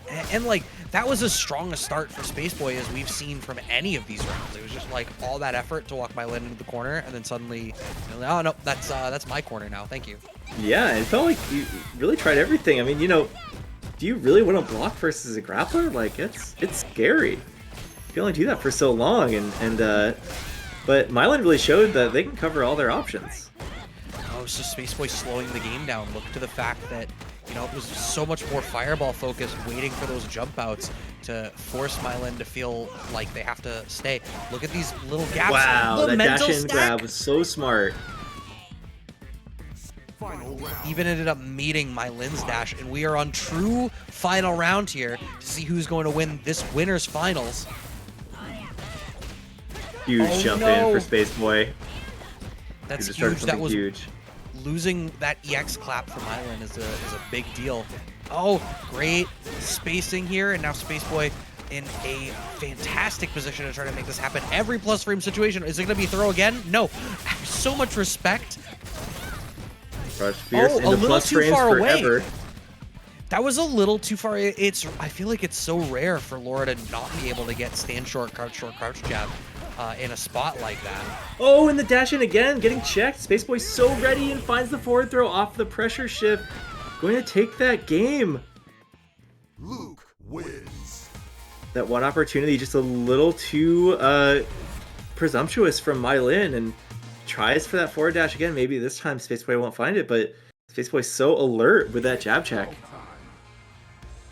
Yeah, that was see, I figured Luke could hang with Laura. I was curious what it would look like, I was curious in particular how, you know, some of Laura's tools would fit. And what it really looks like is, I think after game 1, we really didn't see Mailyn experimenting a whole lot with trying to armor through with EX Elbow.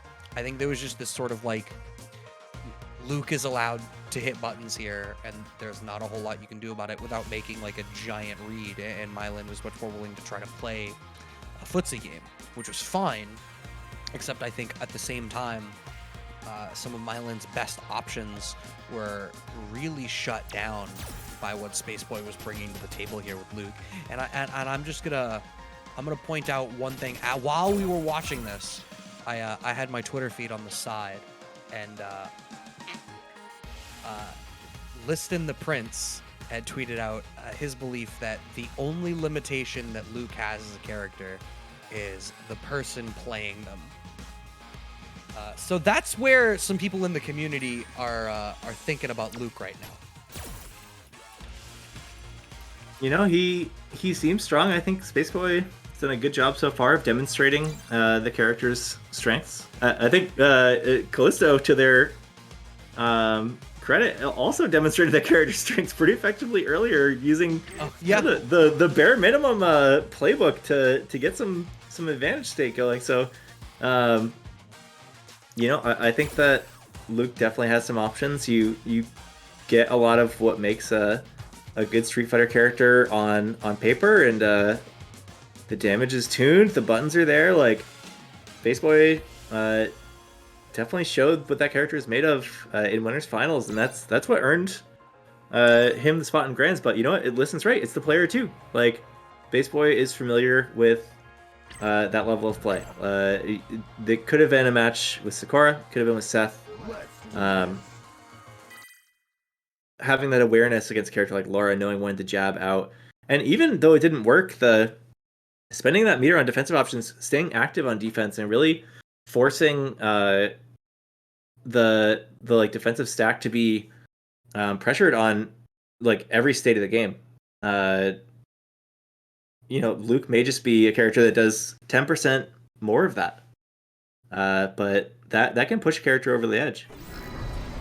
Yeah, I mean, it's I say all the time that this game is a game of inches, and if your character is gonna hand you that extra inch or two, then that is definitely enough to throw some things out of whack. Losers semis, Prophet versus Nightmare Effect. Prophet continuing to let the Gill rock here. Yeah, Prophet trying to prove us wrong on this whole pick a top tier esoterics that we got going on. Well, I think it depending on the tier list, right? Like, I don't know that people consider Oro particularly top tier either. Oh, I don't think so. I remember the old days of Prophet Juri, and I feel like Prophet got bored up there in the real House of the Gods. He decided it's oh my god, who's a character that, oh, it's Oro, actually. I was like, who's the character that literally only fights with one hand tied behind his back? I was like, oh shit, it's Prophet's other main. Mainly bringing Nightmare Effect all the way to this P2 side corner here. We got the V-Trigger activation. We got the Ice Retribution unlock. The trade earns Nightmare Effect just a little bit of breathing room. That's going to be the trigger activation.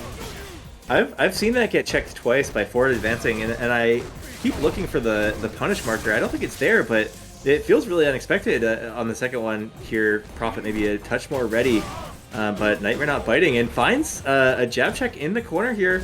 Looking really good for Nightmare. Reverse this whole situation from the early game. One little tag, finds it. Yeah, that's great all it takes. pace. I was gonna say, I was like, all right, Prophet definitely wants like low strong EX Fireball or something, but even like the best confirmed there, I'm not completely sure. For one bar, it didn't look like a one-touch game for Prophet. Ooh, whiffs the beer reversal. That sucks. Enjoy the corner, my friend. And the retribution goes off too. I think Prophet had a similar spacing trap against the beer reversal. Up on that overhead. You know that was a frame kill, so you can get them active frames deep. This final round. Fight. What I was gonna say is I feel like Prophet used a spacing trap like that to beat the Reversal against fitted cap as well. So there's definitely a whole lot of practice in the way that Prophet structures Gill's offense in order to let all this stuff rock. Trigger and CA on deck here for Prophet. Plus on whiff throw, Nightmare Effect backing way off, wants to switch over to this Rush Punch style mid-range game. Yeah, it's good to back off here. Maybe looking for the meter to get spent, sort of shred some of these resources on an advantage state, and Prophet not really biting too much. It really wants to find a true confirm into that V trigger, I think. But they're gonna die with it. Nightmare Effect turning on the pressure just a little bit, you know, switching from that turtly defensive style into a quick dash up. Prophet not ready, goes for the block, gets thrown. Yeah, I think this matchup is going to give Prophet some difficulty. I think it's not dissimilar to what Fitted Cat brought to the table with the Lucia, where there could be threat generated from a surprisingly long range. But that range is like the very tip of where Boxer is effective, and the closer Boxer gets and the more respect you give the Rush Punch, the more that Boxer's gonna run away with it. Yeah, not running anywhere right now. This is a tough space to be in, though we see that V skill 1 coming into play. I was going to mention earlier, definitely the pick you want versus Gill, putting that Fireball game on notice. And here we have the corner, but no. Prophet been spending this whole tournament escaping the corner with EX knee press. Yeah, I'm waiting for someone to... Oh! Wow! The neutral jump critically out of the turnaround punch. You could have died! Really good punish on it, too, with the falling leg kick. Oh, okay. I was about to say, I'm like, I I'm would have dead, but been didn't cash super out dead. any additional... Yeah, so Nightmare Effect stabilizes the round anyway. And I feel like I want to see an adjustment here from Prophet. I feel like Prophet is already being forced to play a much more passive game. All right, there's something of an adjustment, a little bit more active in the mid-range, particularly with like a roundhouse and medium kick, it's looking like. Yeah, gonna have to challenge with some buttons, you know, kind of change up the options in neutral here. Maybe just try to suss something out. Blowing it down. Prophet with just these casual crouching mediums. Again, just trying to take clean hits, not whiff anything. There you go. That's what happens when you whiff. Nice jab check. Oh, gross. Lets the extra armor rock. All right, we find the wake up crouch jab into activation. We got the retribution stack on lock. We got the ice trap in the way. We get in past it. The throw is not going to kill, but it's one more guess per game. But here's the thing. It's not just a Nightmare guess. Effect can kill on one hit too. Looking for the V reversal, I think. And oh, the overhead finds its mark. Nightmare Effect on the brink of death. Coming through. Wow, I cannot believe that. I thought that was just going to be a raw super and an even up round. I don't know if Prophet wanted to hold on to some of that meter for game 3, or round 3 rather. But, you know, went in for pressure, tried to find something clean, and Nightmare Effect just took advantage of the safe situation and came in slugging with that overhead. Yeah, I wonder if this is Prophet going for the character switch. How much do you want this money? Are you gonna let the Gill rock the whole way? I'm not believing in the Gill in this matchup right this second. I don't want Prophet to find out the hard way that this is an Oro tournament. And I love watching Prophet Gill, to be clear. Like I think that he's one of very few players that makes his character look like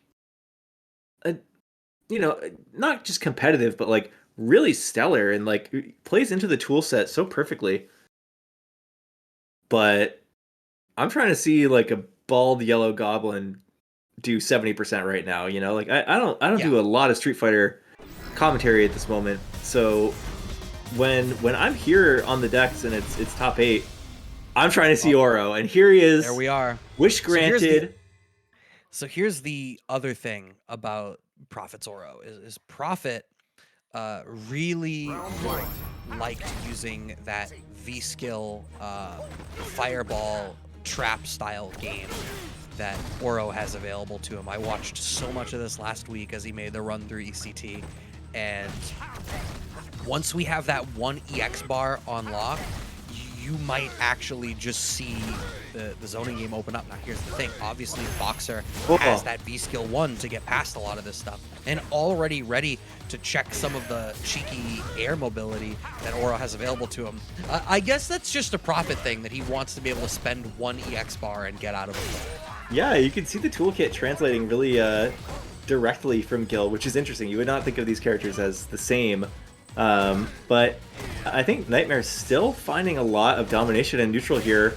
Obviously, Oro's button's not quite as up to snuff as Gill's.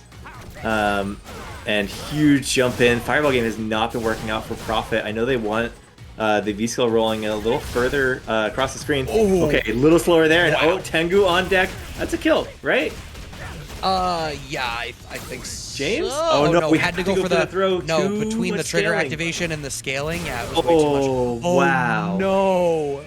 Amazing anti-air. Round 2. And that's Okay. looking like game point for Nightmare Effect. Oh, the DP gets baited. That's That's a really unfortunate. bad look for Prophet. The Oro not quite looking warm enough, and it's not looking like a great matchup choice for Okay, him. here's Finds some the signs of counter life. hit, half the dash forward. I see 2 flashing bars down at the bottom. You know what this means. Interesting neutral jump, and we're looking for the pokes. Oh! Okay. Gotta be starting something. All right, where is the reset? Yeah, we're just gonna let it rock and go for a different reset route here. Oh, the Gets overhead? blocked. V reversal means that we will likely not see a trigger here from Nightmare Effect, and Prophet has all these resources now. You can absolutely kill here. Oh no. Limb's just a little too stubby. Oh, and the risky jump in. Yeah, that was Great super throw from risky. Nightmare. He was so afraid Balrog of like a rush punch or a rush low that he fell victim to dash in throw. Nightmare Effect 3-0s Prophet here in the loser semis and earns the chance to go on and play against Mailyn in the losers finals. Well, Prophet's still a winner in my heart, bringing out the Oro, giving me a little fan service moment, so I appreciate that. Thank you. Sorry that it cost you the round there. You could really see where Oro's like neutral buttons struggle in. I think this is an excellent matchup to demonstrate it too, right? Because like Balrog definitely can hang in neutral space. Like has a lot of really good pokes, fast, slow, heavy hitting, and great conversions as well. So. I mean, that showed you, like, Tengu Stone gets you a lot of mileage, but you have to work your way there, and unfortunately, the nature of a lot of matchups looks like the way you build that V-trigger is by getting hit. Yeah, so, I mean, what I had seen in different matchups that obviously don't have a V-skill that just lets you bypass a lot of them, is that, you know, once he gets that one EX Fireball out, which tracks, you see it sort of cycle with EX Fireball into the V-skill Fireball, and it creates this really layered zoning that can be a little bit difficult to deal with. I think the problem was there was nothing about what Boxer brought to the screen that lends Oro enough room to sort of safely do that and get a lot out of it. So instead, we saw Prophet had to play much more mid-range focused, much more footsie focused, and like you said, it just sort of fell to the wayside just because Boxer was straight up better equipped to do that. Yeah, I think the zoning game that Prophet wanted to see was also just never able to get started. They weren't able to build the like screen real estate. Something we will not likely be seeing too much in this matchup. I think that Laura can do something similar with Thunderclap, Round 1. but Fight. I have a feeling that these two are going to want to be in each other's faces this whole match. Yeah, I mean, this is a Zone Zero looking matchup. Yeah. Truly infighting. And here we go, getting something started. Strike. Throw. Throw again. Oh, no. Delay rise. What's wild there is Mailyn waited before doing the EX command grab. I don't think that EX command grab was like frame It wasn't perfect. built in. Yeah. Right. Look how much like screen real estate you get from that thunderclap. Yeah, there has to be a lot of respect for it. And I mean, sure, your V skill can just go past it, but like you're worried enough about the limb behind it. For sure, and especially, yeah, if you get tagged by that normal, then you suddenly find yourself in hit stun, sitting on top of a projectile that does a lot of damage. Amazing jab check. And what a combo, too. Yeah, understood that you get the different frame advantage on the overhead as a result of being in V-trigger and used it to get the extension there. Yeah. Really nice optimization. Another thing I want to give Mailyn credit for, I think Mailyn does a really great job of varying how long they charge the clap on block in certain situations to try to steal a little bit of extra advantage out of it or to catch the other person lacking. That crouch jab caught Nightmare Effect lacking for a moment there. And V reversal doesn't get too much mileage, but Nightmare trying to work their way out of the corner. They do have the life lead here. Kind of happy to take some trades and play it slow.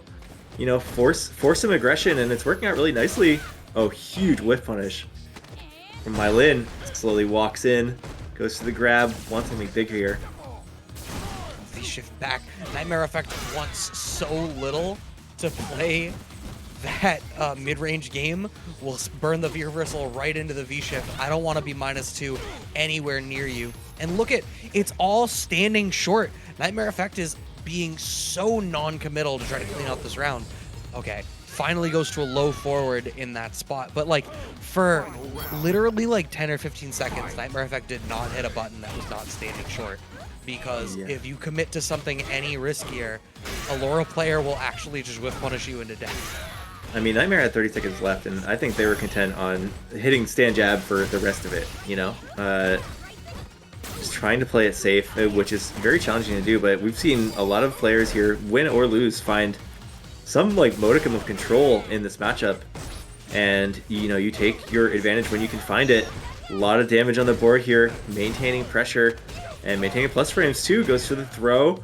Finding another like far heavy, but no damage on the board. We are at a great life lead here, and maybe just trying to set up a rush punch. Any trade, any sort of you know, you don't small need to set tag up a will do rush it. punch. What you need to do is you need to force Mailyn. So that was, unfortunately, you were very nearly right. Oh no! Nightmare Effect. The forward fierce Nice jab. combo was the activation route at that point. So I think what you wanted to do is you need to stand right outside of standing forward fierce range, which Nightmare Effect was doing, and force Mailyn to have to activate in neutral, which is not what Laura wants to do because she wants that additional mix-up point. Nightmare Effect was standing outside of forward fierce range, but missed the whiff punish on the first one, and then just got proximity guarded into having to hold that on the next one. But thankfully stabilized the matchup after the fact anyway. It's tough because you know, want to take your space and like you said, stay in these whiff punish ranges where you can get something started for you know, punishing like aggression, but at the same time, that range just outside of normals is exactly what sets up the big thunderclaps, and so you have to kind of play very active on those. Otherwise, you're gonna get your turn stolen. And here, big thunderclap into V trigger. We're getting something started. Gonna maintain those plus frames. Another mix, and thunderclap's still active. Maybe the most active it gets. Yeah, that is a setup that wow. specifically leans on how active claps can be in V-Trigger. I was ready for a corpse hop or something, but we just went right for the overhead, which landed, but Nightmare Effect continues to hang on and stabilize these matchups. I think one thing is when Nightmare Effect is getting in the driver's seat, is staying there for so long that Mailyn is just, by the time Mailyn gets the chance to play again, is on such a back foot, and Balrog just beefy enough that Mailyn isn't able to, you can only guess right so many times. Yeah, I mean, I think Nightmare Effect has been really leveraging the life leads that they built early, and, you know, committing to certain defensive options and forcing it to feel like a risk for Laura. But here, we're looking at the opposite. Still cycling through defensive options, but finding themselves getting hit every step of the way, and it really leads to a snowballing matchup for Laura if you get it into that mindset and stay there. Great whiff punish, and the combo too. But finds that slight walk back, does Nightmare Effect, and now pushes us back past mid-screen, in fact getting us most of the way here to this corner now. Mailyn on the back foot once again. Oh my god, wow. The clap works to blow up the rush punch, but Nightmare Effect swinging buttons behind it. Yeah, that move is kind of a mystery when it comes to frame data, but it reminds me for any Guilty Gear players in the house of Eno's Note, where if you get up right in front of it, you know, most of the goodwill you're betting on as Laura is the travel time that gives you a lot of frame advantage. But if you run up and check the fireball right in their face, you're both recovering from it at the same time. And so Nightmare Effect using that really masterfully to sneak some jabs in and keep pressure on. Yeah, and like you called out, Nightmare Effect doing a great job of sitting on a lead. Find that sweep under the clap, but Mailyn does find this activation. That V reversal brings us back to neutral. Nice and a great tag. whiff punish with the crouching jab check. Balrog wins. Nightmare Effect up 2-0 over Mailyn, who is, I think, largely just struggling in the neutral, right? Like, Nightmare Effect is winning in the neutral, getting these huge leads, and then critically not overextending to try to finish the round and forcing Mailyn to have to take bigger and bigger risks in the neutral in order to make something happen. And it's making the smaller risks more impactful too, right? Like when you're one jab away from dying, you can't be -4 anymore. Like Right. It's not just about like whiffing a huge button and finding yourself in like full punish territory. It's like anytime you do something that carries any sort of risk, you could be losing the round for it. And Nightmare Effect just taking all sorts of advantage here. Huge round from them, sort of just plowing over Laura. This looks like a taste of blood. Yeah, this is looking incredibly clean here for Nightmare Effect. Big crush counter. Mailyn just seems like they're struggling. Huge jump out here though. Has to make something of it. Nightmare Effect, again, happy to take that V reversal. Goes for the sway and does not find it. A little too active and slow on the projectile. Nice pickup from the elbow. Oh, V-shift into nothing actually manages to blow up the EX clap, costing Mailyn the extra bar. Has trigger activation, but there it is once again. Nightmare Effect knows. Stand outside of forward fierce range, and what does Laura have? Nothing. One transparent path to victory that you can smoke. 3-0 for Nightmare Effect. Just, that was a dominant performance. Yeah, you know, they were doing well throughout, but it felt like that last game, everything really clicked. So Nightmare Effect found the direct path to victory. Like you said, staying in the perfect whiff punish range, finding huge damage off of those hits, and really just keeping clean pressure, not letting any offense get started, which is really the space where Laura can succeed is on that offensive. And Nightmare Effect was happy to spend what defensive resources that he had to, you know, keep that out of the game state. All right, so what this now leaves us... Oh, interestingly enough, because this was just before top 8, but Mailyn was actually the one that sent Nightmare Effect down to losers 2-1. So an interesting change of pace here. Perhaps Nightmare Effect was able to do a little bit of time in the lab and figure out what was going on. But the point is, whatever Nightmare Effect did got them back here to these grand finals opposite SpaceBoy. Luke versus Boxer. Someone actually playing Luke this time, not the Nightmare Effect's last run-in with Luke. And I'm going to be really curious, right? Like, I don't want to read too deeply into the Callisto match, because Callisto had already said that, you know, they were kind of playing around a little bit. They said as much in the chat. But Callisto had obviously gotten wise to some of Nightmare Effect's tendencies and was showing that Luke has the tools in the kit to expose that. And a lot of it continues to come back to the fact that I think the way that Luke's normals advance him around make it a little bit harder to necessarily know where you're safe from him and where you can start trying to counterpoke. And if Nightmare Effect, who I think we've already seen through the course of today, is so comfortable playing a ground-focused game and trying to play neutral, how comfortable are they dealing with a character where they look like they are on the screen is perhaps not where you necessarily need to be watching for, right? Like, how ready are they to play footsies with Luke? Yeah, I mean, even just the newness of a character like this, I'm sure everyone's gotten their matches in because of it. If you're concerned about this character's strength, then you think there's someone to beat, so you're finding those matchups. But like anyone else, you talk about the Laura matchup, and people have had years to perfect that spacing. With Luke, it's been what, like a couple months? Yeah, if that. I know it's not been particularly long. And then you add on top of that SpaceBoy has the advantage of an additional set coming up here on the winner's side. Ooh, good tag on that punish. Looks like Nightmare Effect may know some ins or outs of this matchup.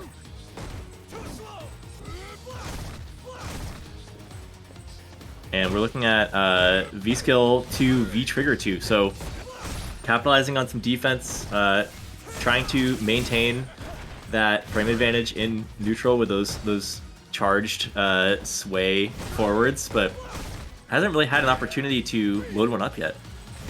I wonder if maybe that might even be partly influenced by just knowing that SpaceBoy is on occasion going to try to cheat out the V-Skill store, and maybe you just answer that with a V-Skill store of your own. I'm just like, all right, well, if you get a resource, I get a resource. Yeah, the double install.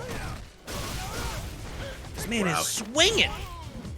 Throw should close out the round, and it does. SpaceBoy drawing first blood once again on the Luke.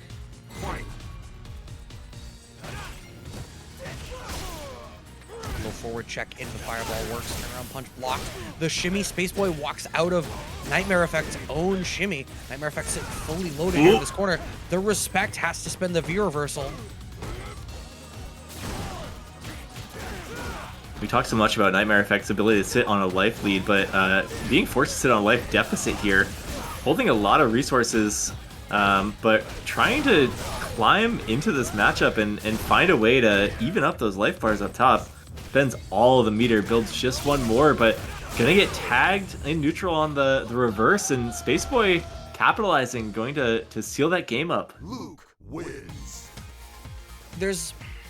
So I think I've picked up on something that SpaceBoy is doing that I think is the thing that's making it difficult. It's not just the fact that Luke's normals move him around.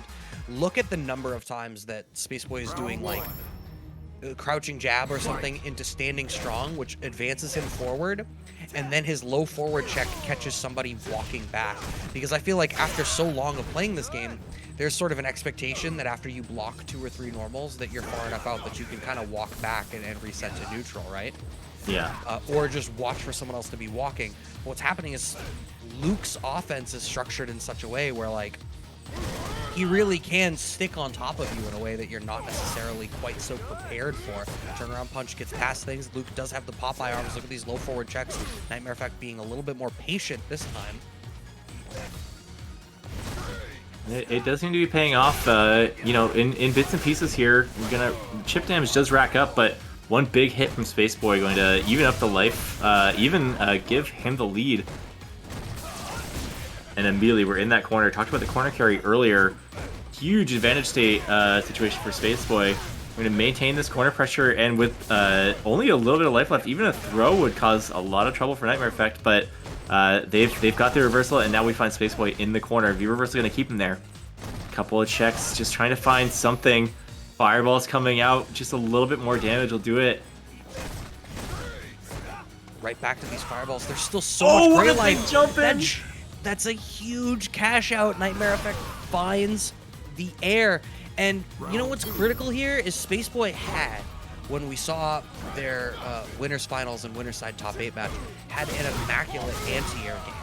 So it's very telling of how focused SpaceBoy is on the ground right now that they were not ready for these jump balls. I hate I hate this character's jump animation. He does like an alley-oop. The like frog hop thing looks like an active button. Like I want like Mario noises. Like I want Stressful. woohoo. Yeah, oh. That going into another button like is, I don't know, it's stressful. Not a game where you're used to seeing two animations in the same jump. Continuing to stay in the pocket right now is SpaceBoy. Trigger on deck here for Nightmare Effect, but Trigger has actually basically not come into play at all. Instead, we're seeing Nightmare Effect largely leverage the V-gauge for view reversal through these plus frame situations from SpaceBoy, which I think is a good call, but the neutral jump ready, hit him with the murder punches. Yeah, Use it a feels key like point activated flurry of blows, closed out the round off the neutral jump. the V-Trigger has not really played a part in Nightmare Effect's game plan. I'm not sure if they should. If I remember correctly, is V-Trigger 1 a 3-bar? Or is that 2 as well? Because maybe expecting to use so much more V-Reversal, like, there's only a few chances for you to pop V-Trigger if you want to spend it defensively. Nightmare Effect gonna find one of them, but we'll see if they can capitalize off of it. That Dirty Buffalo grab has been really helpful in Nightmare, his run through this bracket. But SpaceBoy just playing a little outside of range of it, doesn't really want to mess with that at all. And nice jab check here. You can see the stare down happening in real time. Oh, gets tagged for easy B skill. Yeah, I think one of the things that SpaceBoy's always been really good at is the reactions and those momentary checks. Plus frames after, all right. And look at that.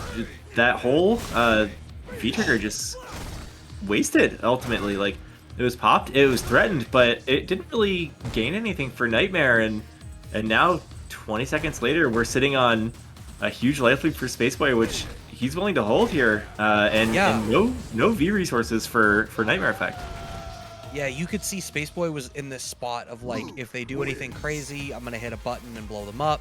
I'm going to trust my reactions. I'll take the throw.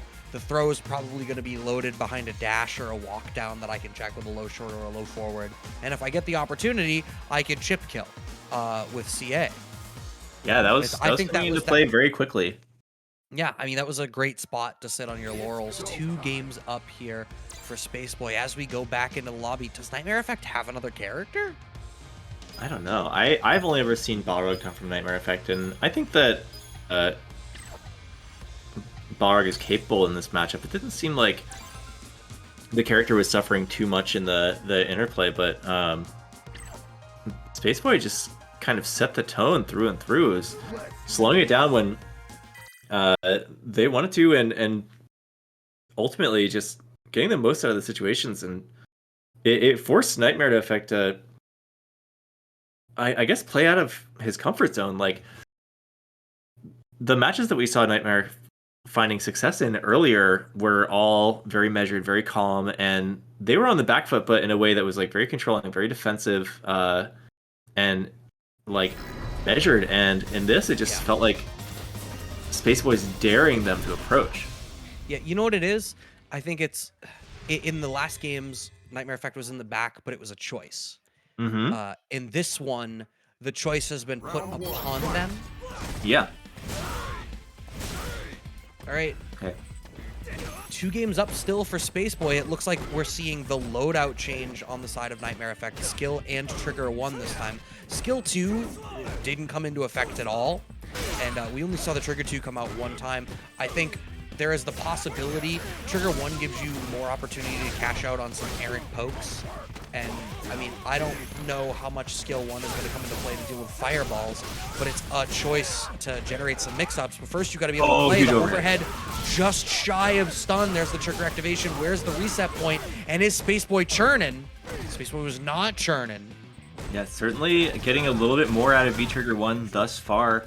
That is winding down, but got quite a bit of damage and was able to keep things fairly even. I'm not sure if Sway will come in handy at all against this particular fireball, but we might not be able to see until next round. Huge offensive opportunity for SpaceBoy, going to back it up, play it safe, and you're not sweating through that fireball. That's going to bring SpaceBoy to match point for the night. Wow. looking like the verge of a 3-0 right off of Nightmare Effect 3-0ing losers finals. What a dominant boxing performance. Oh my god, the throw. First Casa back. This would be Luke thoroughly in the driver's seat, driven by SpaceBoy right now. V reversal to slow down SpaceBoy's offense. We're back to the mid screen. Double dash goes unchecked, but the V skill does get checked. SpaceBoy usually so great about stopping that type of cheeky stuff. Yeah, Sway a little too late in the game, was ripe for interaction, and again we find SpaceBoy in a comfortable position in this corner. Oh no, Nightmare finds their way out. This is their way to stay alive, and needs a little bit more damage. Baits the DP.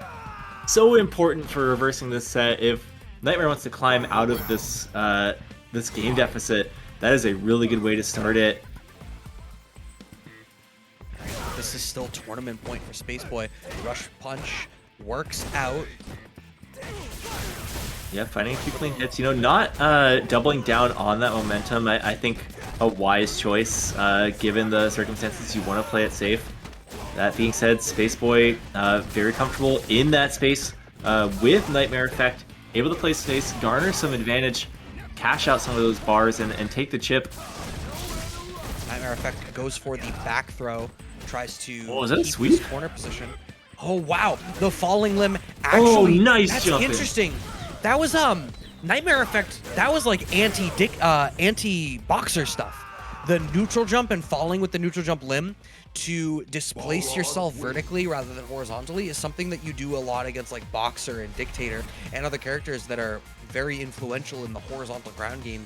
Like when you want to play around like slide activate from Dictator or slide activate from Claw or just rush punch from Boxer. The fact that Nightmare Effect is going to that type of a tool as an answer to Luke is so interesting.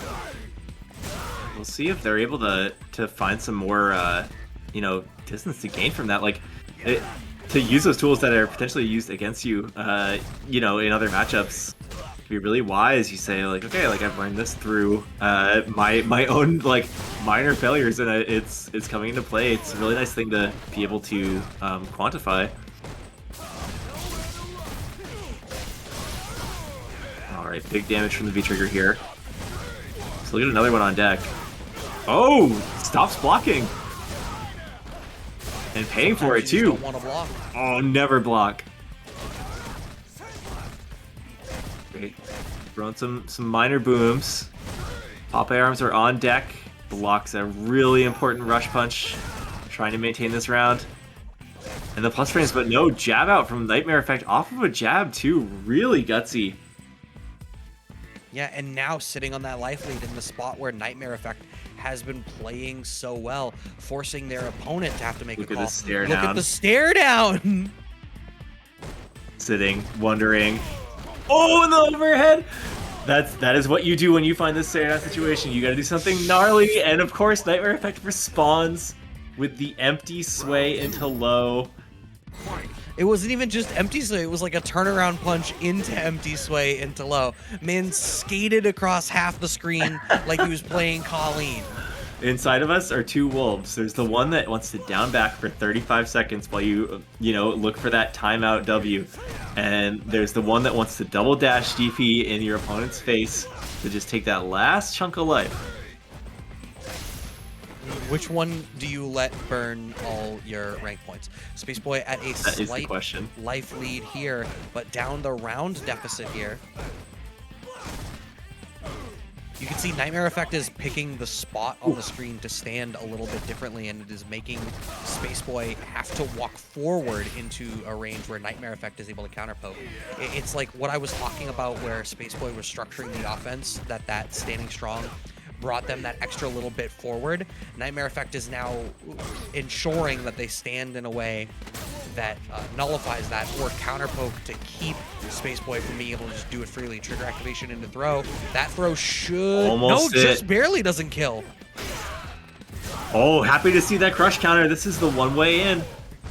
Gonna spend the meter. One more touch with that bar, and we're gonna find it. No, not quite. SpaceBoy punching out. Oh, you get another one of those? That's crazy. Oh, you know what? 15 seconds on the clock. Oh, yeah. Okay, we catch yeah, out 15 seconds, but we got 3 meters, too.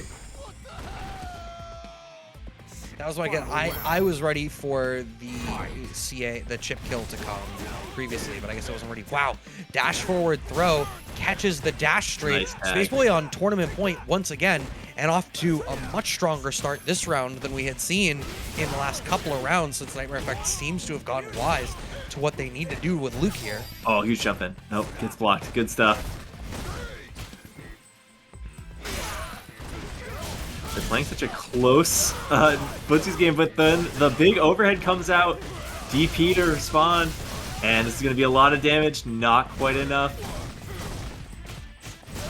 Oh, SpaceBoy gets tagged low. And the pressure is still mounting. This is a great comeback so far, but no, the jab check finally pays off. SpaceBoy just needed to find one. And again, you know, honestly, like, Nightmare Effect's own like best case scenarios were what did them in. SpaceBoy sat in a large life lead, guessed wrong a few times, but the one right guess was all that they needed to take that final bit of health, take the final round, and ultimately the tournament. I would add more, but our landlord is here. Yeah, so shut the hell up. Yeah, Just shut the hell up. This Shut the hell up. literally waited so that Shut you the could hell talk up. over me. Shut your mouth. Yo, my back rant is killing me right now. It has been so long, Budge. How are you?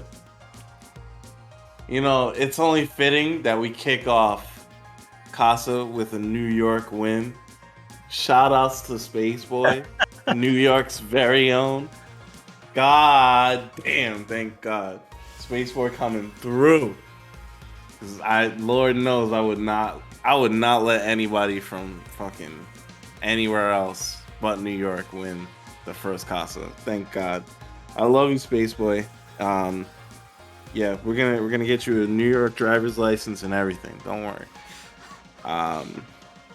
Really appreciate him coming through and showing us the hard struggles of playing Luke. Seems like nobody can really make that character click, and just, you know, it really takes a masterful player from New York to show us everything that character can really do. It's cool. Congrats to everybody that made top 8.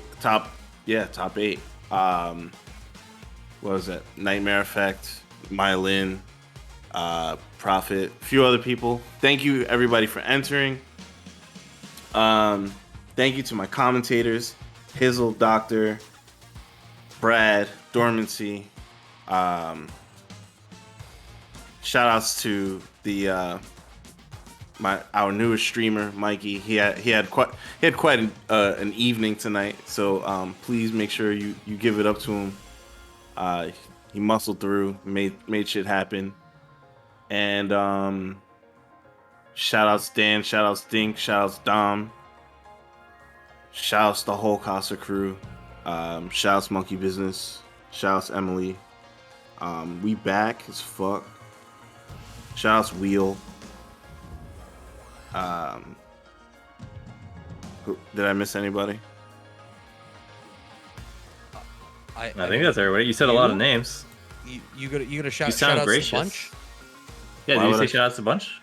Shout outs me. Yo, thank you everybody for contributing to the matcherino. Shout outs Laz. He matched my $100, so that pot is sitting at a cool Laz. $257. Yeah. Yo, like so next time we do this is gonna be at the end of February. The dates that we're shooting for is for Street Fighter we're thinking February 22nd. It's a Tuesday. That way we don't have as many scheduling conflicts with other people trying to enter other events.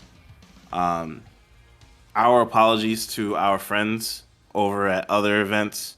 When we planned this was kind of the best day that we all collectively could land on.